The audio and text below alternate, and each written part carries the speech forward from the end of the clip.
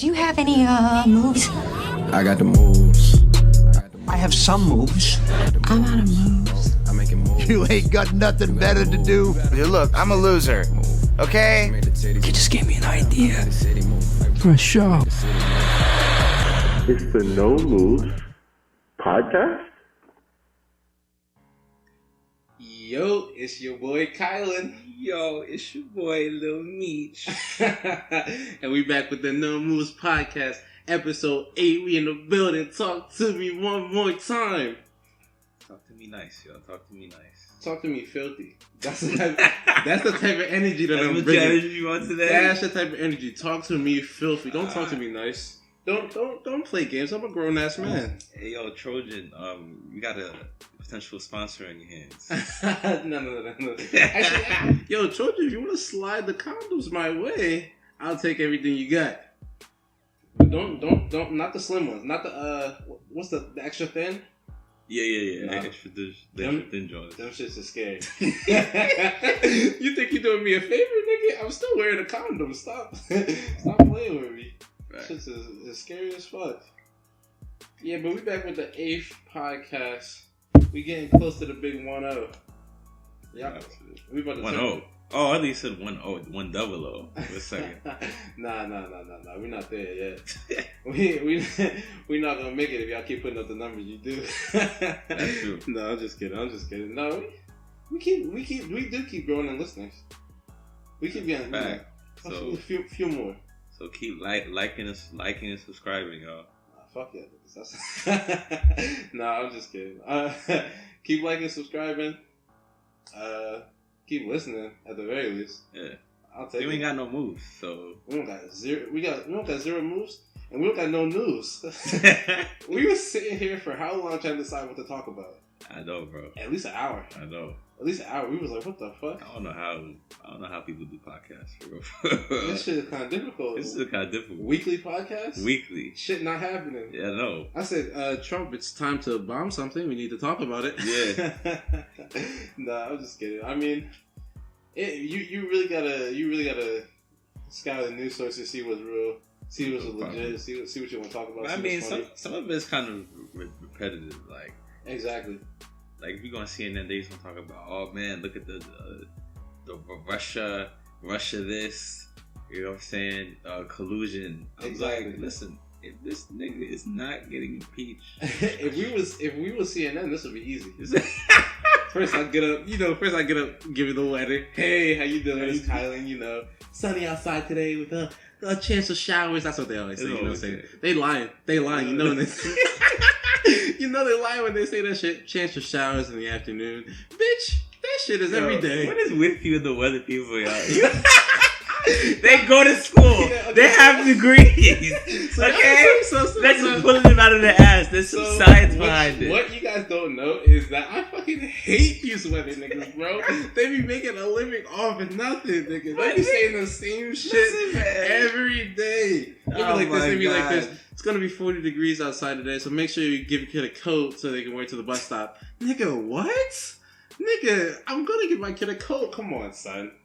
Let me say the most obvious shit. It'd be about to rain, cloudy as shit, windy as fuck outside. They'd be like this, chance of rain 50% in the next hour. Nigga, what?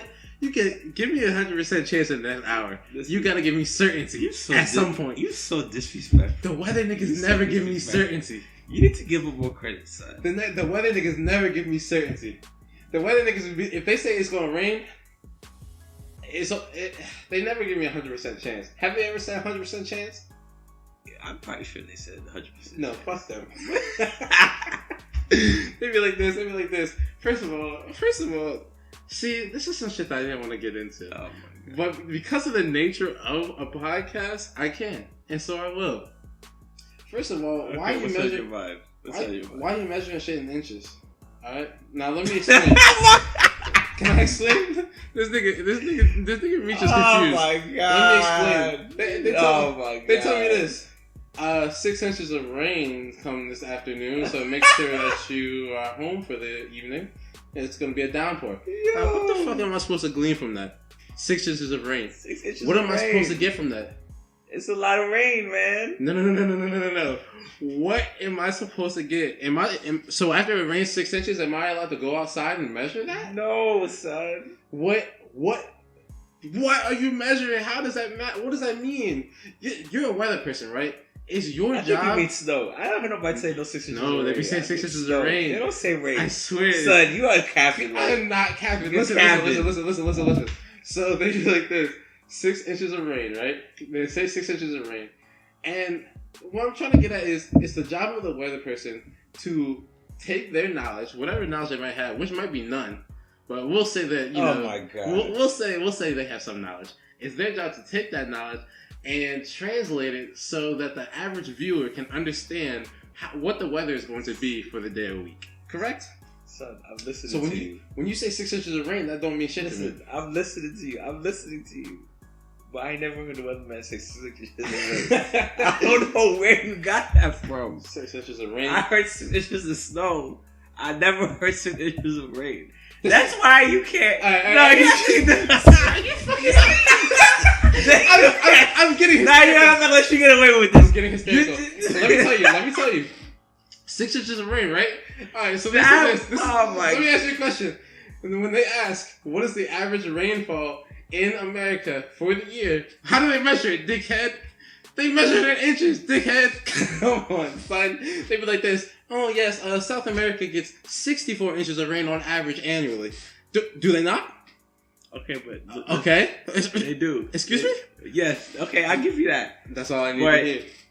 Listen, 64 sounds like a legit number. It's not like you make this shit up, man. I just made that shit up and it sounded legit, didn't it? Put me on the weather. Put me on CNN. Put me on ABC. Man. Oh, man, whatever. God. See? Okay, so we're not going to agree on that. Let's see if we can find some common ground in the first topic that we picked for the day, because we're not doing news, we're not doing updates, we're not doing shit like that today. Really, we're just doing, debates and talking points. And the first thing that me and Meech was really disagreeing on is what was better, Endgame or Infinity War. So if you guys are familiar with this, I don't know how you couldn't be, but this is Marvel. This is their the last 2 Avengers movies. They came out back to back in terms of years. One came out in 2018 summer. One came out in 2019 summer. And the first one was Infinity War. That's when Thanos comes out looking like Debo. And the second one was Endgame.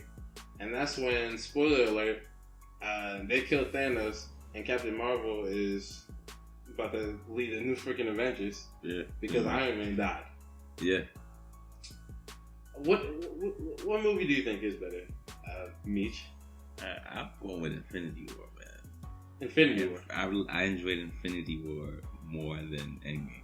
Not to say Endgame was a bad movie, but I think Infinity War is way better. Alright. And you know what? In terms of what's a better movie, I have to go with... I don't care. So if I was talking to Drew, he would be like, oh, well, it's all subjective. I don't want to hear that shit this week. Y'all heard that shit last week, okay? Oh, what's your opinion? I don't want to hear it. This is what I want to get into.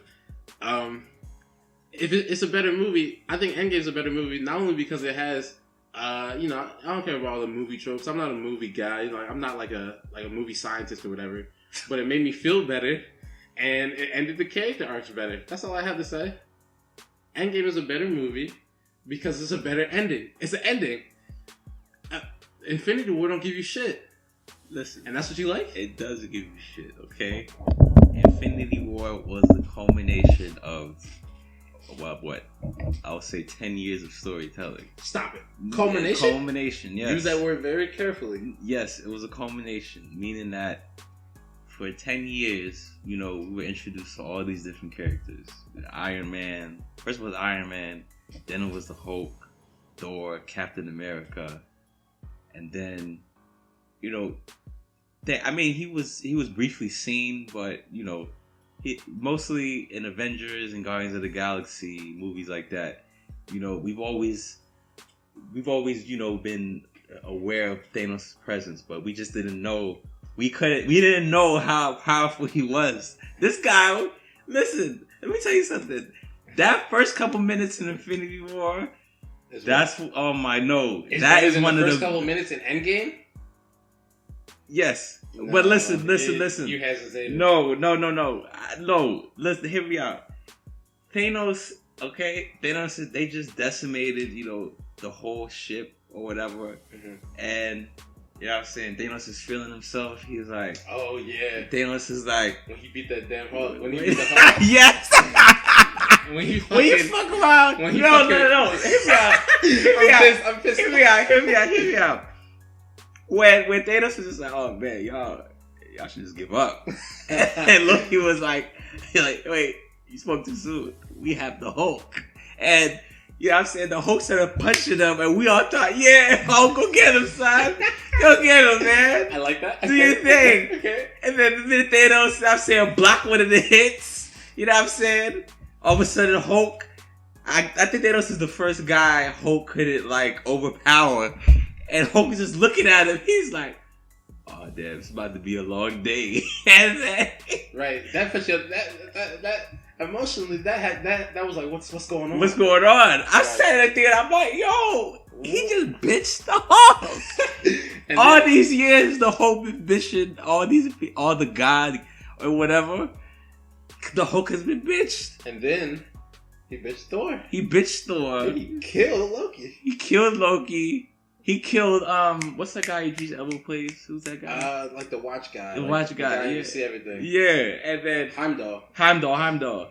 And then, you know what I'm saying, Heimdall manages to, you know what I'm saying, shoot Bruce Banner away, you know what I'm saying, and we fast forward to Doctor Strange, they just minded the business. All of a sudden, they come through the sky. It's just escalated, and then, you know what I'm saying, Bruce Banner crash lands, and they're like, nigga, what the fuck happened to you? And then he's like, yo, Thanos is coming. Thanos is coming. So. Damn, that's a good ass argument. That's a good, and from here on there, it wasn't. I mean, to me, it was. Let me ask you this: that was a good start for Infinity War, but I have to argue that Endgame had a better introduction. The first minutes of Endgame were better than the first minutes of Infinity War, and I'll tell you why. Let me describe it, okay? The whole first act is just full of what the fuck is going on. The whole first act is just full of, damn, am I in the right theater? What am I watching right now? So, what happens first? You get the feels. Because you see my man Hawkeye's family go away right in front of his eyes. He's like, damn. Now you're about to cry. The person I went with, her name's Kayla. Shout out to Kayla. She was getting really emotional. I said, yeah, well, it's going to be a long ride. Then, what happens? The Avengers get together, and they're like, what? Damn, I forgot what happened. I think they got. Well, first of all, Captain Marvel. Shout out to Captain Marvel. She saved Iron Man. And the blue girl. And the blue girl, brought them to Earth. And I guess after they had congregated or whatever, they was like, "Fuck this shit." Well, now she said that. She said, "Fuck." Everybody was just giving up. She said, "Fuck that shit." She said, "They was like, where you going?" She's like, "I'm gonna kill Thanos." So after that, they all fly to. I think he was on Titan. He was on Titan, and you know what I'm saying. After she figured out that he was just minding his business, he wasn't really looking out for them. They snuck him on that nigga. They pulled a Jason Voorhees on this nigga, bro. They pulled a 007 on this man. They did. He was just chilling, you know what I'm saying? He had already used up the Infinity Stones. All of a sudden, you see this nigga's arm get cut off. Oh, cut off, yeah. What, son? I'm looking at like, what the fuck? Then you see them pin this nigga down like OD, like he's not going nowhere. Then by the end of that exchange, his head is cut off. And I'm sitting here like... you missing something. What? You're missing something. Now, remember, Thor cut his head off. Right. But, remember, I think, who said it? I think it was maybe, I was either War Machine or the Raccoon. They said, Thor, why did you do that? Now, what did Thor say? My man Thor what did he say? I went for the head. And wait. Come on, son. And why is that line significant? It's significant because it was in Avengers Endgame. No. Where does, in context, where... It comes from the end of Infinity War. Okay, then. They still make Infinity War a better movie. Can I continue? Okay, continue. All right, thank you. All right, so, Thanos' head get cut off. Yeah. You looking like where the movie gonna go from here? Where the movie gonna go from here? You anticipating the next thing. All of a sudden, bam! 2 years later, how many years passed? What was it 5? 2? No, 5? 2, 5. Something 5 years. Something stupid like 5 years. Maybe 9 years. Something It crazy. was 5, son. It's 5. Maybe 28. No, I'm just kidding. 5. Right. So it was something crazy like that. 5 years past, you're looking like, oh shit. They really had to sit in this shit for mad long. Everybody looking real sad. And then you start to see the changes that happen with the Avengers. This is not the same Avengers you know. Iron Man got a family. Wow, that's a whammy. Hulk is smart. Wow, that's a double whammy. Thor is fat. Wow, that's a triple whammy, son. Come on. Those are like the Big Lebowski, son. Yo, you looking at these characters that you know for so long, and Avengers Endgame had the guts, the balls to change each and every one of them, to give them to emphasize their arcs right from the jump of the movie. You know, Infinity War is not about arcs. Infinity War is not about characters. Infinity War is about Thanos. Thanos is the only one that gets any character development throughout that whole movie. And guess what? Fuck you, Thanos. I don't give a fuck. I want to see Captain America, go back in time. Are you done? Are you done? I'm not done. I want to see Bruce Banner come to grips with the fact that he's a monster and a man at the same time. That's what I want to see. I want to see Thor talking about, I never lost before. But you know what, damn it? I'm going to get up and try again. That's what I want to see. It's a story about real struggle, Dimitri. It's a story about real growth, Dimitri. Are you done? You don't know what I'm talking about. I'm done. I'm done. Well, first of all, listen, that wasn't the first time Thor lost. He lost a couple times in the Infinity War, okay? Infinity War all about loss. Yes. Endgame all about win. Listen. Which one do you want to be First part of all, listen. Are you a loser? Listen, first of all, that's loser talk you're giving me about Thor. How so? I haven't lost before. Nigga, who gives a fuck? I don't give a fuck. You can't.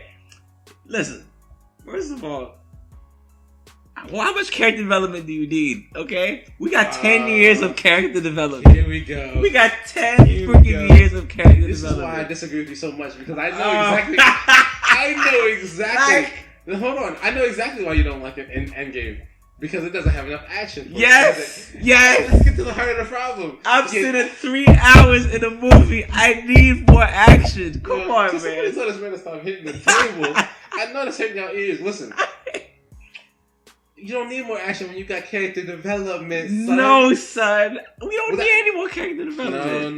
No. We do need character development because that's how you finish. That's how you finish a franchise, son. That's what you do. That's how you make characters that last a lifetime. You develop the character. First of all, that whole sequence of Iron Man talking of Tony Stark. I'm analyzing Endgame right now. First of all, there was too much filler in the movie. First of all, filler. Listen, that whole sequence. Okay. That whole sequence with Tony Stark talking to his father, there was no need for that. I'm not saying there's no need for it, but it had to be as long as drawn out as they made it to be in the movie. We already know how the extent of their relationship, okay? We already know, okay? Tony's dad was a busy guy, you know what I'm saying? He had to direct S.H.I.E.L.D. He couldn't really devote all his time to Tony. But did we know that Tony's dad, Howard Stark, wanted Tony to be a better man, the man that he couldn't be? He said that in the hologram, son. He didn't say that. He didn't say that. All he said in the hologram was, Tony, have a good holiday. That's all he said. Son, no. We needed that little extra interaction to make his final scene so much more. He sacrificed himself. That's something that Howard Stark couldn't do. Son literally said, I think it was the first Iron Man movie when, Tony takes a look at that little utopia, whatever, makeshift utopian block or whatever his father left them.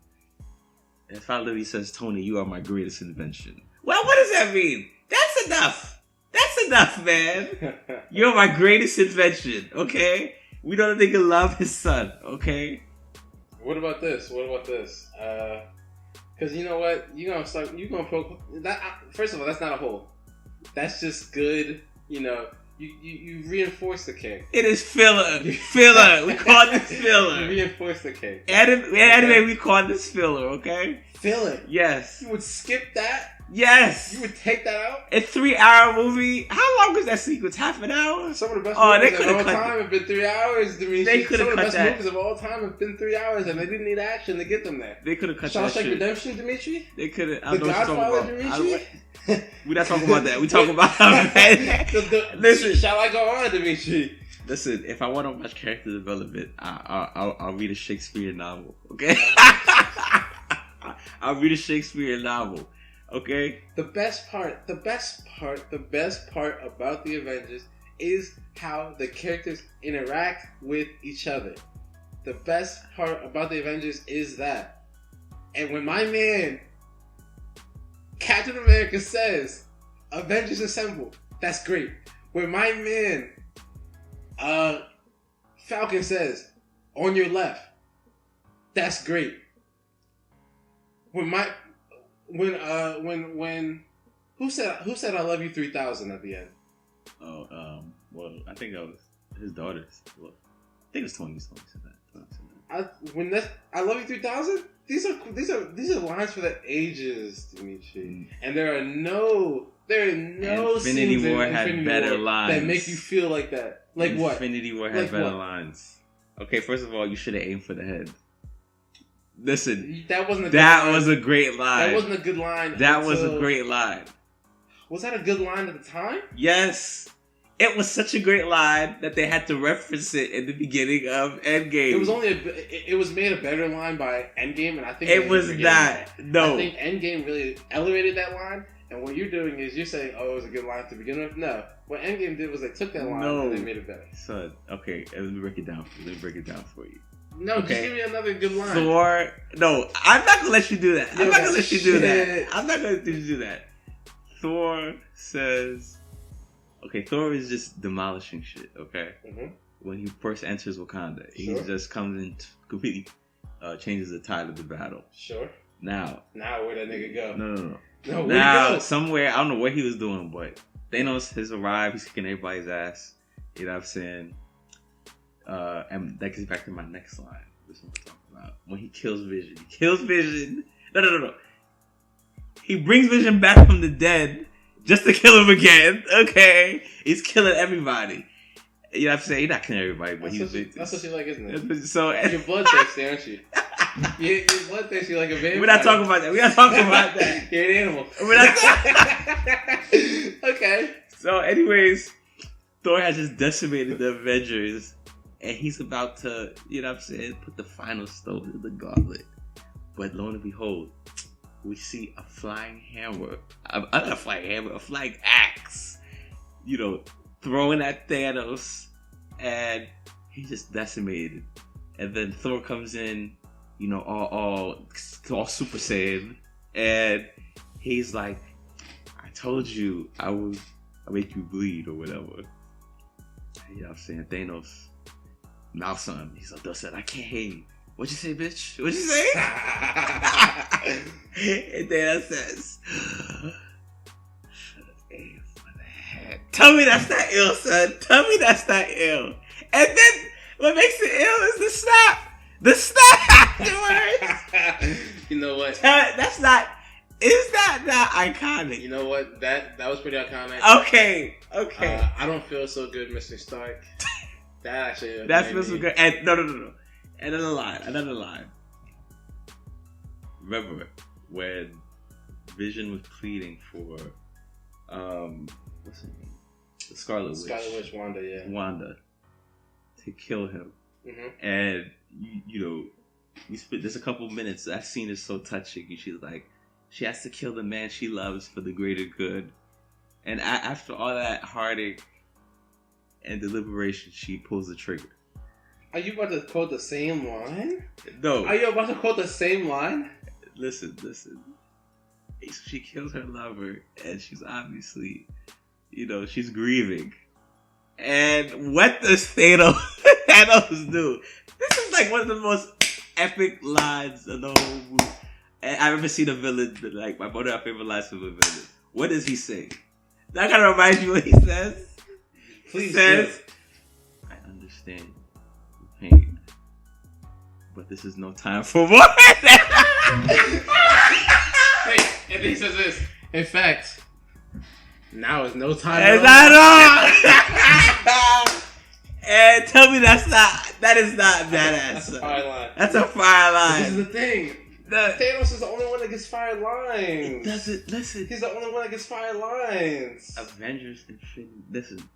Everybody got their time, son. Everybody got their time. No, they didn't. Yeah, because no. Guess what? My man Captain America didn't get his time in Infinity War. I'm talking My about... man Captain America didn't get his time in Infinity War. I'm pretty sure he had 6 minutes of screen time. Infinity War. But listen, that wasn't the 6 purpose. minutes? That wasn't... Listen, no. Listen, these niggas got 10 years of screen time, Captain okay? America they is got by number 1. 6 minutes?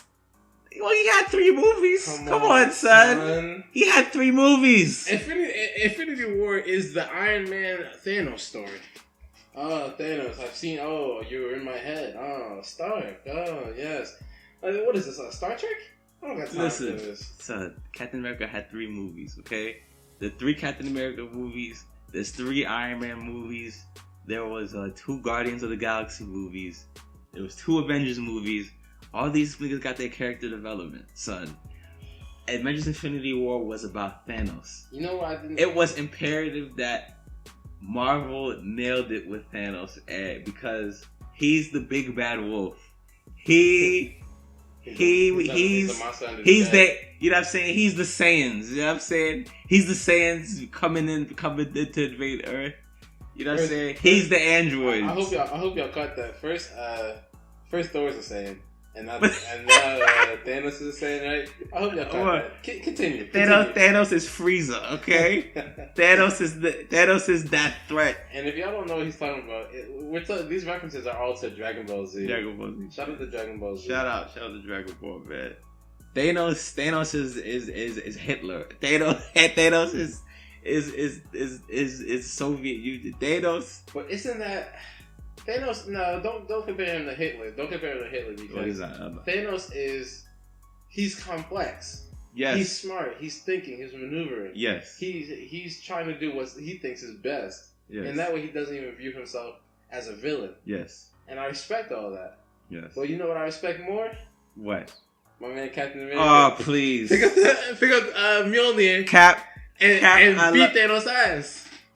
Listen. Pick up my man Captain America. There's no, and you want to talk about action. There's no better scene in all of Marvel history than when Captain America picks up the hammer, picks up the shield, and goes to battle on the battlefield for the fate of the world against the Mad Titan himself and conducts electricity through Thor's hammer.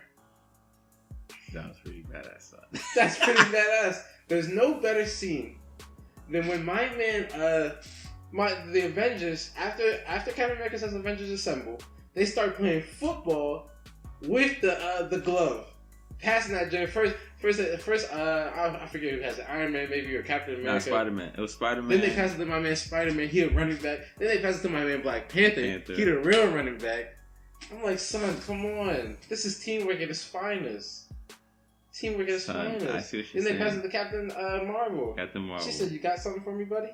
That's the best line Captain Marvel ever had. Because Captain Marvel's movie was shitty. We're not gonna get into I get that, right? So, listen, I agree with you, but 15 minutes is not enough to save the 2.5 hours of filler. Okay? In Endgame. Okay? It's not enough. Infinity War 2.5 hours of filler, son? was action packed from beginning to end. The action was perfect. The lines were perfect. What about when my man Captain America fought against himself in the past? How about that? That was good. What? I actually enjoyed that. That's the only sequence I enjoyed out of that whole time traveling sequence. I felt like Iron Man was drawn out, Thor was drawn out. Listen, Thor's a pussy, son. Yeah. Whoa. Yes. Whoa. He should have manned up for the beginning. Okay. All that. Thor's a pussy. Thor should have manned up. You sounding real sexist right now. Oh my. You sounding real sexist. And as a feminist, I would like to point out the one Listen, scene you are in not- Endgame where all the women get together Oh my god. and they beat some ass. Okay, as a feminist, I did enjoy that scene. I did enjoy Yeah, it. that's what I thought. That's what I Man, thought. just And shut you better- up, man. And you better not say shit else, or else the feds will go find you. Oh, man. They gonna say, "Did you like that scene or not?" Say, you better say yes. I enjoyed it. Like I said, 15 minutes is not enough to save. Okay, I'll give you an hour and a half of filler. Hour and a half Yes, of filler? Are you filler. insane? Filler. You okay? All right. Okay, so Endgame sets up where all the characters are at. Yes. Then they start trying to figure out what they're gonna do. So then Ant-Man's trying to convince. So you're not on the edge of your seat thinking, man, I hope Tony Stark doesn't have to lose his Man, I daughter. knew what was gonna happen. I knew they were gonna time You travel. knew it was gonna happen? Yes. I knew it was gonna happen in Infinity War at the end. Oh, I knew was the whole it? time. I knew the whole time that everybody was gonna die, and that nobody was really gonna die, and it really didn't matter because there was gonna be a second movie. I knew the whole time. And if you didn't know that, that might have been why you liked the movie. But I knew that, and I was like, man, this is a whole bunch of. I knew that. It almost felt like filler. I was like, man, just get to the end. I knew that was. Well, honestly, I knew that was gonna happen. But still, I feel like they delivered. We waited so long for Thanos to finally make his appearance. Listen, Thanos was so. Think about it. What? Okay. Thanos is such a complex character or whatever. He tried to send people. He sent people to do his dirty work, his minions or whatever. And you know what I'm saying, when he finally got up, we were like, all right, this thing's about to do. He sent Loki. He sent what's that? The Kree guy. Kree. Oh no. You know the blue guy. Ronan. Ronan the Accuser. Sent Ronan. Who else did he send? Was that it? I think so. I think it was just because I think after Guardians of the Galaxy 1, was it Guardians of the Galaxy 1 where he goes, if you want something done right, you gotta do it yourself. Yeah, he might have put his Or I'll just get it. I'll just do it myself. He might have put his hand in the gauntlet. Yeah. Yeah. Oh man. So, all right. Let me give you one more thing to seal the deal. Okay? Listen, I give you 2 classic lines from Avengers. From Infinity War. What's the more? All right. I gave you. Did I give you classic lines yet? Love Me 3000 isn't that classic. I don't consider that classic. Oh, jeez. Didn't I give you another one than that? Come on, son. I know I gave you another. Avengers Assemble is a classic. That's a classic line one. itself. That's a classic. What about I Am Iron Man? Come on, son. Come on, son. I'm not gonna lie, I almost cried. That's almost cried. I almost cried. And you know why you almost cried? I knew he was gonna Because die. of character development. No, it's not character development. Character Oh, fuck that, son. I cried because I thought he was gonna. I knew he was gonna die. Because when that nigga Spider-Man comes up and he says, "It's okay, Mr. Stark. We won, Mr. Stark. You know, get up, Mufasa." Yeah. We're not doing that. Yeah, man. I mean, Avengers Endgame just gave me so much feels. It gave me this. It gave me excitement. It gave me fear. I didn't know what was gonna happen. I was on the edge of my seat. It gave me sadness. It gave me happiness. It gave me content. And it made me look to the future and be like, man, what's gonna happen next? So at the same time, I'm content with the stories that have happened in the past, and at the same time, I'm looking to the future, thinking, man, what's gonna happen next? Come on, son. That's a dynamic movie. That's a dynamic movie that's giving you all them feelings. Guess what Infinity War gives you? Well, it's a good. They're both 9s. They're both 10s out of 10, like 9.8 out of 10. You know, because I was about to say Infinity War just gives you a whole bunch of like war and stuff like that. But I'll tell you what, in both movies, when Black Panther is like, what is that war cry he says? Yvonne Bet. Yvonne Bet. I'll be like, golly, it's so lit. And he said, Wakanda forever. I said, yeah, fuck this nigga. See, and that's why I fuck with Black Panther. On a side note, during Endgame, I went to go see it with my friend. Yeah. And there's a whole bunch of black people in the theater. The minute Black Panther, you know what I'm saying? When after this is the Endgame I'll talk about for Endgame. When after Falcon is like, I'm on your left or whatever, and then seeing the portal, when the portal opens, right. T'Challa walks out, and he starts doing that cry. Hey, that person is being stood up. He's my man. He's my man. They started clapping my team. Enchanting. They started. They started clapping my team too. We was all lit, son. Yeah. But whatchamacallit, I was just saying, Black Panther is such a real nigga, bro. Because in Avengers in Endgame, when after he does the war cry, Captain America says Avengers Assemble. But even though that the Avengers are there in the Battle of Wakanda in Infinity War, what does Black Panther say? He don't say nothing about no fucking Avengers. This is his homeland. He said Wakanda forever, dickhead. Wakanda forever. Black people survive forever, bro. That's right. How the fuck with that nigga for that? I like the Avengers and everything, but Wakanda forever. Wakanda forever. Oh, jeez. I'll concede this. Infinity War is a great movie. I just didn't get the same feeling when I walked out. I was so stinking satisfied when I walked out of Endgame. I could never put Infinity War. Infinity War never made me feel like that. So, I can't. I enjoyed Endgame. Towards the end, I really enjoyed it. I agree with you. It was more of like an emotional moment for me watching Iron Man perish as opposed to watching multiple people perish in Infinity War. Facts. Mostly because Iron Man was the guy that started it all. I mean, that scene where Black Widow and Hawkeye are fighting over who's gonna die, and they're trying to kill themselves before the other person can. Come on, son. No, son. No. You don't like that scene. I like the scene in Infinity War better when after Thanos is a snap, he's in the spirit world. I just found another classic line from Infinity War. What did it take? Yes. That's not a classic. That's classic. That's not a classic line. No, no. I'm saying that whole scene is classic. Like, and she goes, she says, "Did you do it?" He says, "Yes." And then she goes, "What did it cost?" And just look at his reaction. It's like he says everything. That's not a classic line. That's classic. That's not a classic That's line. classic because I feel like what stopped them from beating him in the first place was they weren't willing to sacrifice. Thanos was willing to sacrifice everything to accomplish his goal. It wasn't for the fact. It wasn't My until man Captain America said, "We don't trade lives." We don't trade lives. It wasn't until they started trading lives in Endgame. That's not. They didn't start trading lives. They did. Scarlet Witch. Oh shit! Gave her life so that they would have the opportunity to get the Soul Stone, and in the end, that was a Black Widow. Black Widow. Sorry, I don't know why I said Scarlet Witch. I mean Black Widow. Then,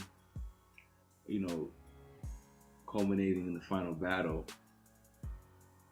it's not until after they assemble all the Avengers, everyone, they are still on their heels, so to speak.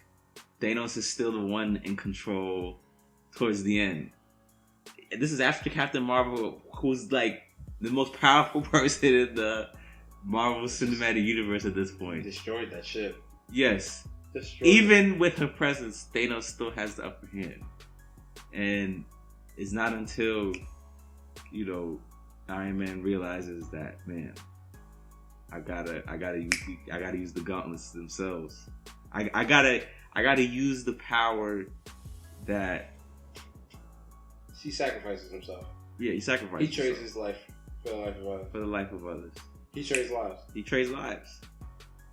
So wow, that's such a great way that Endgame brought that together. You know what I think it is? I think that they're both the same. It's the same movie. It's one movie, and one is the beginning and one is the end. And you like the beginning more. How they set up the villain, how they, started fighting for, because if you ever watch a movie, the structure is this, especially a superhero movie, the structure is this. The villain arrives on the scene. Then the hero fights the villain. And the villain wins. And then the hero trains. And then he fights the villain again. And the hero wins. That's like how every movie goes. That's like a classic like Rocky structure. And so after you kind of lose in the second third of the movie, then you kind of get back together and you overcome whatever it is that's keeping you down, and then you win in the end. I like the ending. I like it when Rocky beats. I like it when Rocky beats the villain, the Russian dude. You like the beginning. You like the part where the Russian dude kills the black guy. Okay, no. Yeah, No. exactly. No. I'm not letting you do this. I never. That's exactly what it is. No. You like it when Drago kills the black dude. No. You like, throw in the towel. I fuck with Apollo, son. You can't do this to me. Yeah. You can't do this to You me. want to follow the die. I'm going by Dead Southern Voice. Wow. You can't. How beautiful. You can't do this to me. How beautiful. the metaphor I'm is. not letting you off the hook. You was for right that. on it. You was like, wow, that kind of makes sense. Come on. No. You lost with the Russian, man. Wow. Killing the black. First of all, I don't like any scene that involves killing a black person, okay? Alright? I just put that out there. Oh, Jesus. But that's what you like. listen, man. And I like the ending where Rocky beats Drago. Okay, but this is not, listen. I actually like that formula when it comes to Rocky. But Avengers, they did it wrong, son. They did it wrong. That's the exact same formula that they used in Batman. Remember the last Batman, The Dark Knight Rises. First Batman gets out, he comes out of retirement, he tries to fight Bane, he gets his back broken. And then he loses. That's the part you like. Then he No, that's not the part that I like. That's No. the part you like. No. Then he does a training montage. He gets out of the stinking desert or the pit or whatever, and he comes back and he wins in the end. And he outsmarts the villain and he sacrifices himself for the greater good. That's what I like. You like it when he gets his back broken. No. No. And this is why you're wrong, okay, sir? I'm so happy I pinpointed this. Whatever, this. son. Avengers Endgame and Avengers Infinity War are one movie, and you like the beginning and I like the end. No, they're two different movies. Infinity War is better. I can't. I have to disagree. But I will say after this debate, I actually view Endgame in a better light.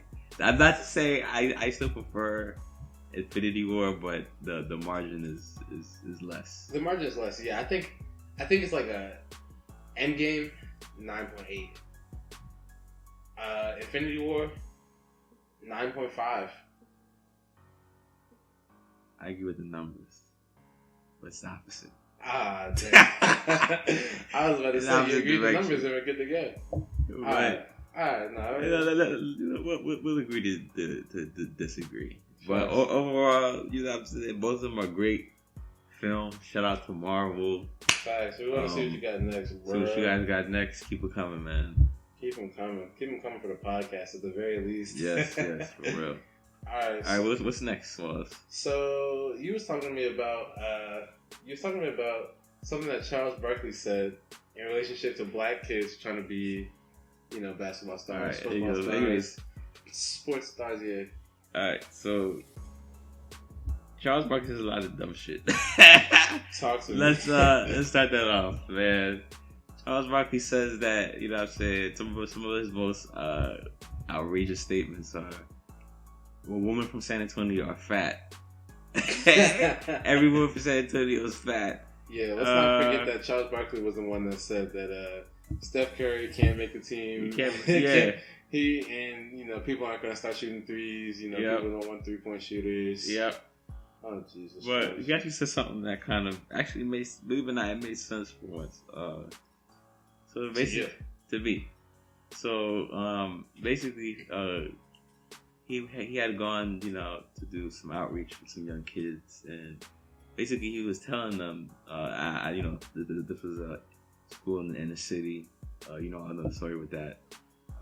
Mostly black kids, low income, living in poverty and stuff like that. So, you know, most athletes, I'm using athletes for this discussion.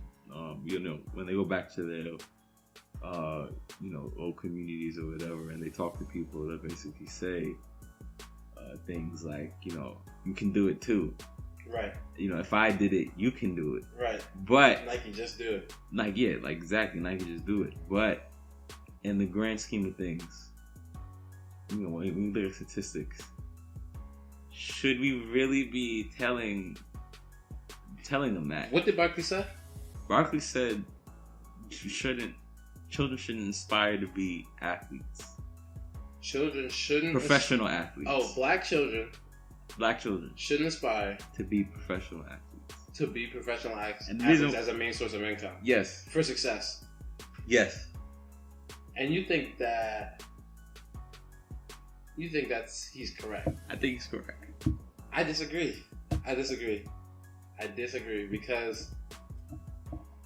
because there's so much more that being a disciplined student athlete gives you than just end of the road professional sports league success. You have to think about the discipline that comes with practicing every day, with training every day, that might not necessarily result in fame and fortune, but results in a better person, I'm not disagreeing with you. a more successful person, I know. a person that knows how to work hard. Definitely there's merits to being a student athlete. I'm not disagreeing with you on that position. But I don't think that the concept of a student, and don't have such student athlete, I don't think that concept is reinforced amongst black children. We're talking about students of all ages. Students of all ages. Kids, basically. Yeah. So To teenagers. the student athlete, I don't think that's emphasized as much as the athlete, the student as a part of the athlete.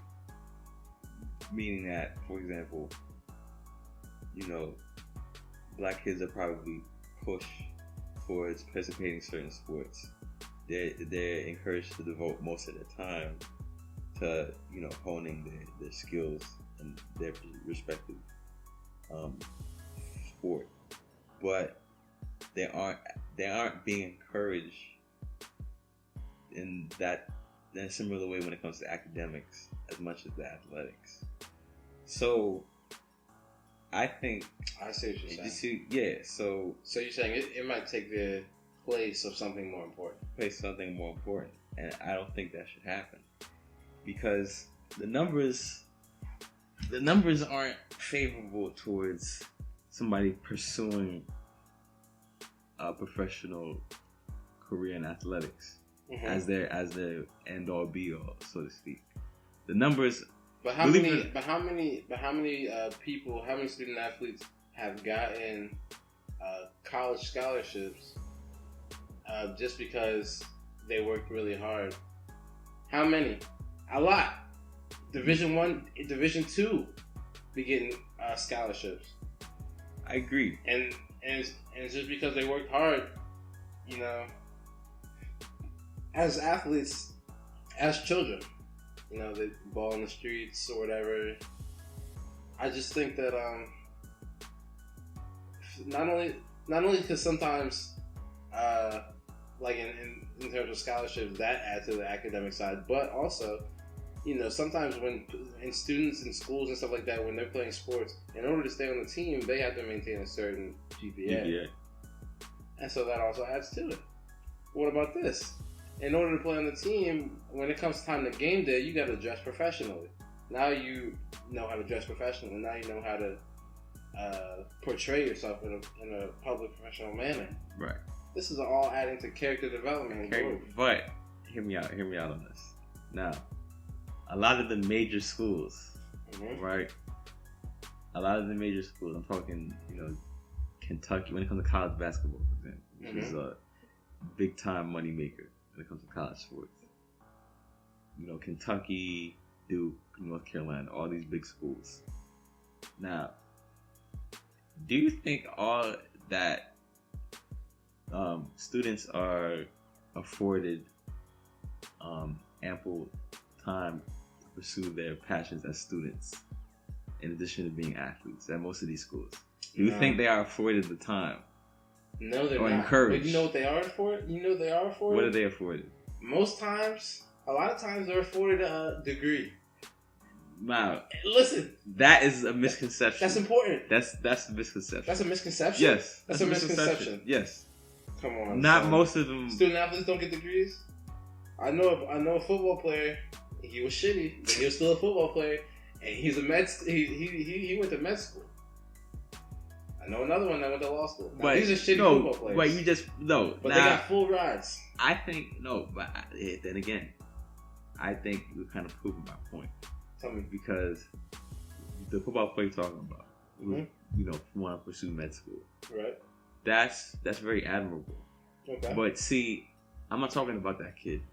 I'm talking about the kid that grows up in the inner city. His parents never went to college. He doesn't have anybody with professional occupations in his or her family. She doesn't really have a role model to look at. Growing up, she's told that the only way that she can make it out of her environment is to be a great basketball player, football player, tennis player. She doesn't think about med school. She doesn't think about getting a degree. Because guess what? The money's not there. So, we were talking about scholarships with sports, and if you want to be a med school student, if you want to be a great doctor, lawyer, whatever, stuff like that, that takes a lot of schooling. And if you want to talk about statistics, not everybody gets a full ride to med school or law school. And if you're coming from an inner city, whatever, you're not going to have the money to go to whatever college you want to become whatever you want to. No, I agree. Sports should definitely be used as, you should definitely use that as an advantage. But the reality is that there's a lot of students who, okay, let's just say you make it to college, right? To the college level, college level when it comes to athletics. Make it through college. No, but there's a good number of people who end up, getting a scholarship, playing whatever years, and when their time is up, they have nothing. See what I'm saying? They have nothing. What do you mean they have nothing? Tell me. I'm saying. Yeah. I'm saying, you know what I'm talking about. I mean, what are you saying? They have a degree or not? No, not all of them have a degree. But do a lot of them have a degree? Do more than zero of them have degrees? Well, definitely there's more than zero that have degrees. Well, more than zero is more than zero. I mean, what would you rather those people do? I'm not saying it's obviously helping somebody. It's more, I would say the people, those who don't get degrees and stuff like that. Because the other thing you have to understand with some of these schools like Duke or Kentucky, I mean, some of these schools have reputations for being, only accepting strong academic applicants, but they do make exceptions for, people who, they are very talented. Yeah. Make exceptions. I went to Georgetown, and the students on the basketball team, son, they dumb as well. Some of them are kind of pretty dumb. Right.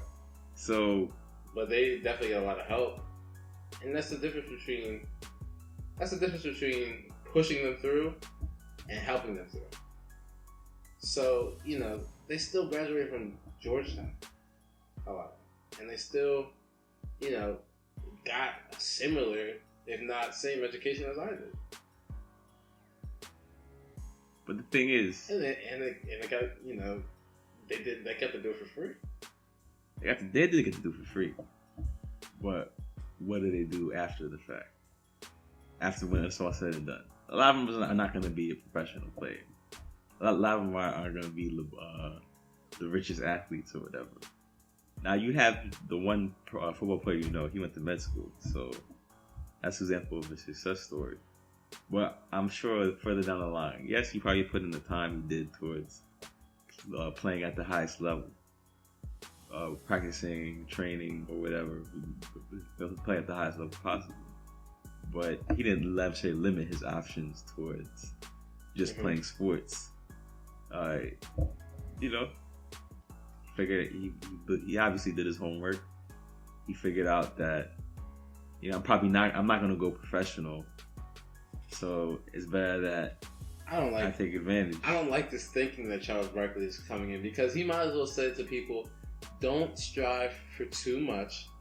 You should just don't try to be a millionaire. Don't try to be a billionaire. Just stay in your lane. Maybe become a janitor. That's what he's saying. No. Listen, I don't like that. I don't like that kind of defeatist thinking. He's just saying, you know, you're on the bottom. Stick close to the bottom. Don't fly too high. That's not what he's saying at all. That's exactly what he's saying. He's saying, okay, now picture this. When it comes to white kids, children who are not black, right? Children who are white, what are they encouraged to do? They're encouraged to go to college, get good grades, and become doctors, lawyers, bankers, professionals. His thing is, why isn't that thinking applied to black people? Black people are only told. It's not that it's not applied to black people. So if you really want to get into it, it's really about the media. So who do black young black men and women have to look up to in their communities? Sometimes it's not their mothers and fathers. Sometimes it's not their community leaders. So they have to look up to the people. Exactly. They have to look to the people who got out and the people who are on TV. Right. Everybody's talking about the basketball players and the football players. Everybody's talking about the movie stars. So of course that's who you're going to be aspiring to be. Now, in terms of the middle class students, in terms of, you know, I guess you could white people, not all white people, but, you know, more affluent white people. Who do they have to look up to? Their parents, their grandparents, their uncles, their aunts, people that they know, their neighbors. Everybody they know went to college. That's a given. Everybody they know, you know, works, has a job. That's a given. Everybody they know owns a house and a car. That's a given. And so these things, they don't come. I don't think the whole athlete thing comes from people not pushing, you know, doctors and lawyer talk on young black people. I think it comes from young black people seeing role models in the only role models that they get to see, which is sometimes athletes. The coolest people, the stars of the school, are athletes. The people that they see that are most successful are athletes. And so, if you want to change that narrative, then you do have to.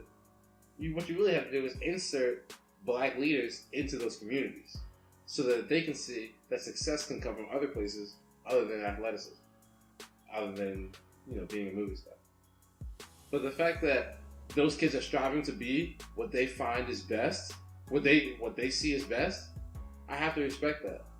I mean, they're trying to be successful for themselves, and they're like, man, what can I see around here that you know I can try to emulate myself? And they see, you know, their school coach, or they see this guy that went to college playing Division I basketball, and they're like, man, you know, maybe I could do that. Or they see, you know, all the shoes they wear are athlete shoes, basketball player shoes or something like that, you know, LeBron shoes. They're like, man, you know, maybe I can do that. They don't get to see Fortune 500 magazines. They don't get to see, you know, sometimes they don't get to see doctors even because they don't have insurance. And it's fucked up, but I have to commend those kids for trying to get out any way they can. I gotta respect the hustle. Now, the only way to change it is to change the narrative. And the only way to change the narrative is to insert different types of black leaders into the community. And I think that's what Charles Barkley was trying to say. You think that's what Charles Barkley was trying to say? Yes. Charles Barkley, he did a shitty job of saying it. He always does a shitty job. That's a fact. That's a fact. I mean, I fuck with Charles Barkley. I fuck with him, the crew. Shaq on the crew, talking sports and basketball. Shout out to Ernie, man. Shout out to Ernie, man. But yeah, I don't know, man. I really wish that if he was gonna say that, then what are you doing to promote anything other than sports? I mean, I don't even see this man in a soap commercial. Come on, son. If you're gonna talk about this is you're still feeding into the same system that you're putting down. So why talk at all? You know what I'm saying? Because he's feeding into that same system of, oh yeah, sports are important. This is important because people are kids, the same kids that he's talking about that shouldn't aspire to do sports are watching him successfully and continuously successfully to be successful in the sports arena because that's what he's talking about. Now, if he were to go out like Magic Johnson or Michael Jordan and start his own business or something like that, now you can encourage kids to be a businessman. But if you're not going to do, or to be a professional in other ways, but if you're not going to do that, then don't talk to me. Barkley. Big bull. Okay, what? We got because he's fat? He is fat. He is fat. Man. Well, yeah, I'm not here to fat shame. Oh, man. I am not here to fat shame. Nah, I agree with you. I just don't think that athletics should be considered the end all be all for black kids. I feel like there should be. All I'm saying is, I think that it shouldn't just be limited to athletics. Athletics could be seen as like a tool, as like a gateway to some of these other avenues that I mentioned. But I agree. I just don't think that the dreams of black people should be limited to just being professional athletes. Well, one thing that hurts black people when it comes to being athletes is that at a certain point, black people are associated with athletes so much that other races or whatever will think, black people are just natural athletes, or you can't be successful as a black man without being an athlete. Even to the point where when I was in college, people would ask me, "Man, are you on the football team? Like, how'd you get here?" And I'd be like, "Bro, like, so first of all, I don't look like a football." So I'm like, do you really think like that all black people have to be athletes to get to like this point in life to get to college? And it's sad to see that stereotype reinforced. But I'd rather that happen than people give up their dreams and aspirations. Because what else do you have to dream for? If you live in one of those types of environments. Well, I guess it's very abstract to tell them, you should be a lawyer. I think it's very abstract. I mean, not too much anymore because we have the internet, we have social media, so they could kind of get an idea of what that would look like. But if you were to tell me, like when I was a kid, you should be a Wall Street banker, or that I should be like a day trader, I would have been like, what are you talking about? Like this whole doctor lawyer thing, it is really just as bad because it limits you. People are limited to, what they see around them. And the whole doctor lawyer thing is kind of like a stereotype of immigrant families and black families, where it's kind of like, oh, be a doctor or be a lawyer, you know what I'm saying? And, regular, other affluent families, they're just like, find what you're good at and be the best at it or something like that. Right. I mean, to a certain extent, at a certain age, I feel like, it's not just black children, a lot of children. I agree with you. Growing up, little kids see on TV, they see athletes, they see movie stars. Facts. So maybe to some degree, it's maybe universal. There are probably a good number of white kids, Asian kids of other ethnicities who aspire to be athletes because that's what they see, that's what they watch, that's what they observe. But I just feel like as we get older and you become more aware of the world, we have, maybe more so today because now you have access to social media. You have access to information at your fingertips through Google. Right. There's more. I agree with you. There's this whole stereotype of that the only way to be successful in life is you are either a doctor, an engineer, or a lawyer. But once you start doing real research, there's multiple options out there for you. And if only more people could see those options. More people can see those options. Because what do we see nowadays? Students trying to be, little kids trying to be YouTubers and stuff. Yeah. Because they see those options. Right. Nobody sees the option of what does nobody see? So many things. There's so many things that you can do. There's so many things. There's things that I don't see. And niggas be, talking about, oh, this is what I did to get rich. I sell stickers. I'm like, God damn. How did I miss this shit? So nah, you know what really got me? I'm thinking about this now. Remember they had this toy, Silly Vans? Goddamn silly vans. The goddamn silly vans. Oh man. You're not aware of this. What year was that? I don't remember. In middle school back when the damn silly vans Silly Vans came out. Yeah, so that was probably like 2010. Yeah, something like that. 2009, something like that. The silly bands, there's these little rubber bands for you guys that don't know. And when you take them off, you put them on the desk or something like that, they resemble an animal. And they resemble a shape. And people used to collect these things like crazy. Like, people would have 50 of them joints on their arms. And the best thing that you could do with them is trade them. Like, you'd be like, all right, bet, I got the lion. Let me trade you the zebra and your giraffe for the lion. You'd be like, oh shit, like, I love that. Let's get it. So people would, the silly bands would be everywhere in schools and stuff. Schools started banning them. Just like they started banning the same thing. It's really the same thing as what are the fidget spinners? These little things that people be coming up with, man. You can be successful in anything. It doesn't have to be quick success either. You can just start a steak and farm, and you'll be good to go. Start a farm, raise some cows, whatever. That's a chill life. That's a chill life. You're gonna be set as long as your cows keep having babies. Yo, you chilling. Yeah. Black people don't see that. Why don't we teach our black people to be farmers? I don't think it's a matter of just teaching. We have to showing. Showing, and we have to actually. The other thing that black people, we don't really own a lot of land.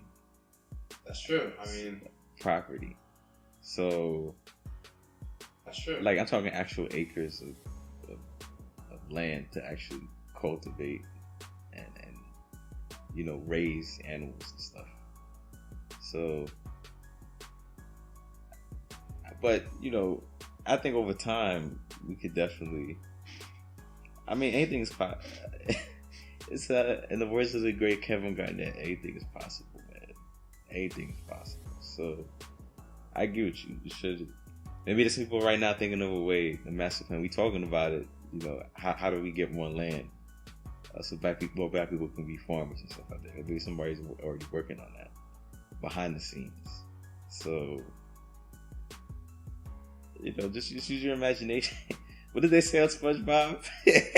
Imagination. Use your imagination. Facts. Merch coming soon. The imagination. With their faces on it. Shout out SpongeBob. Facts. And Nickelodeon, you better call us, man.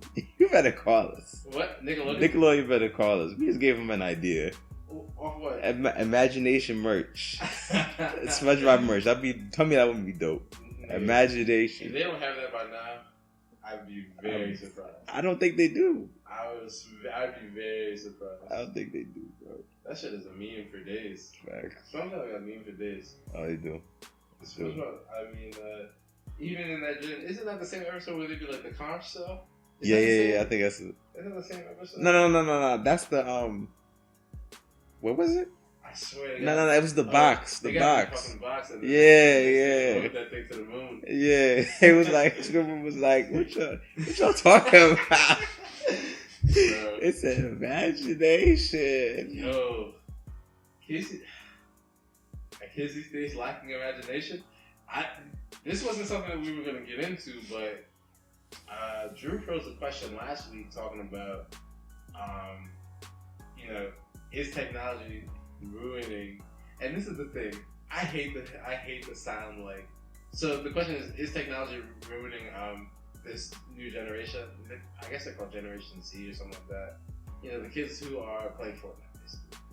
And I hate to sound like an old man. I hate to sound like an old man. But damn, these kids are getting dumb. These kids are stupid. My sister's 13. She don't know who Malcolm X and Nelson Mandela are. She don't know where Maine is. You think it's funny, but your brother don't know who they are either. You know what? I don't think my brother knows who Malcolm X is for real. For real, son, and that's crazy. My brother stole money from my parents. You gotta be pretty. Yeah, tell the story, please. Okay, so you know, one day, my mom saw on our Amazon Prime plan. Really her and my dad's, but we just order shit off of this sometimes. But with their consent, of course, with their knowledge. Yeah. So she looks at the account and she goes, "Did you spend $20 on Amazon today?" And my dad's like, "Nah." So my dad, they check it and it's like $20 for some Fortnite skin or whatever. So you know, I don't play Fortnite. Nah. My sister definitely doesn't play Fortnite, and my parents damn sure don't play any video games at all. Thanks. Matter of fact, I think the only thing my dad plays is Madden. How much did you pay for the skins? Like $20. So the only logical person that would use money for Fortnite skins is my brother, because he plays it all day, all night. So they asked him about it, and my brother lied and said it wasn't him, and he tried to blame one of us, me and my sister, who stole it, knowing goddamn well we don't play that garbage. So, you know, I think my parents took away the game for like 6 months or whatever. And, you know what I'm saying? But I'm just sitting there, I'm just like, damn, Fortnite, like, kids are dumb. Like, who does that? Facts. I'm going to take $20. $20 and not expect nobody to hear about it. You go into your parents' wallet, into your mom's purse. You spend a hard-earned money, the money that they use every day to buy you things. And you go behind their back and spend $20 for Fortnite. You must be crazy. If that was my kid, you're beat, son. You're done. You're done now. That's exactly so. I think there's some truth to that. Technology is making kids dumber. I just think that this is the thing. Kids, I don't even know if kids know how to work together and play together. They don't even. Do they even go outside? Well, I'm not gonna say kids don't go outside, because not everybody has a PS4 or something to play Fortnite with. But you know, a lot of kids don't go outside. They'd be like, "Oh, best like what happened to? Oh, let's you know, kids. First of all, this is what a normal day looked like when I got home from middle school. I get home, I put my bag down for 2 seconds, then I hear knock on the door. Okay, somebody's like, "Yo, let's play some basketball."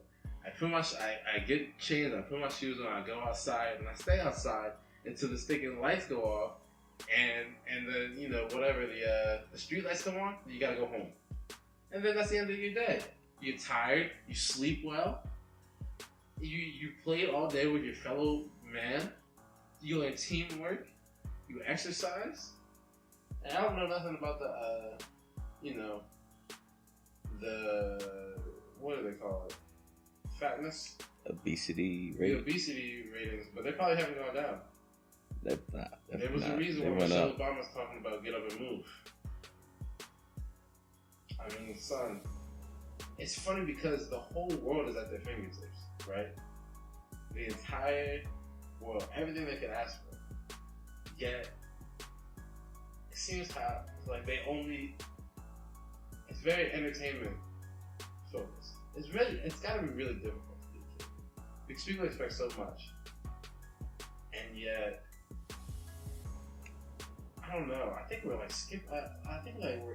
we must be skipping around.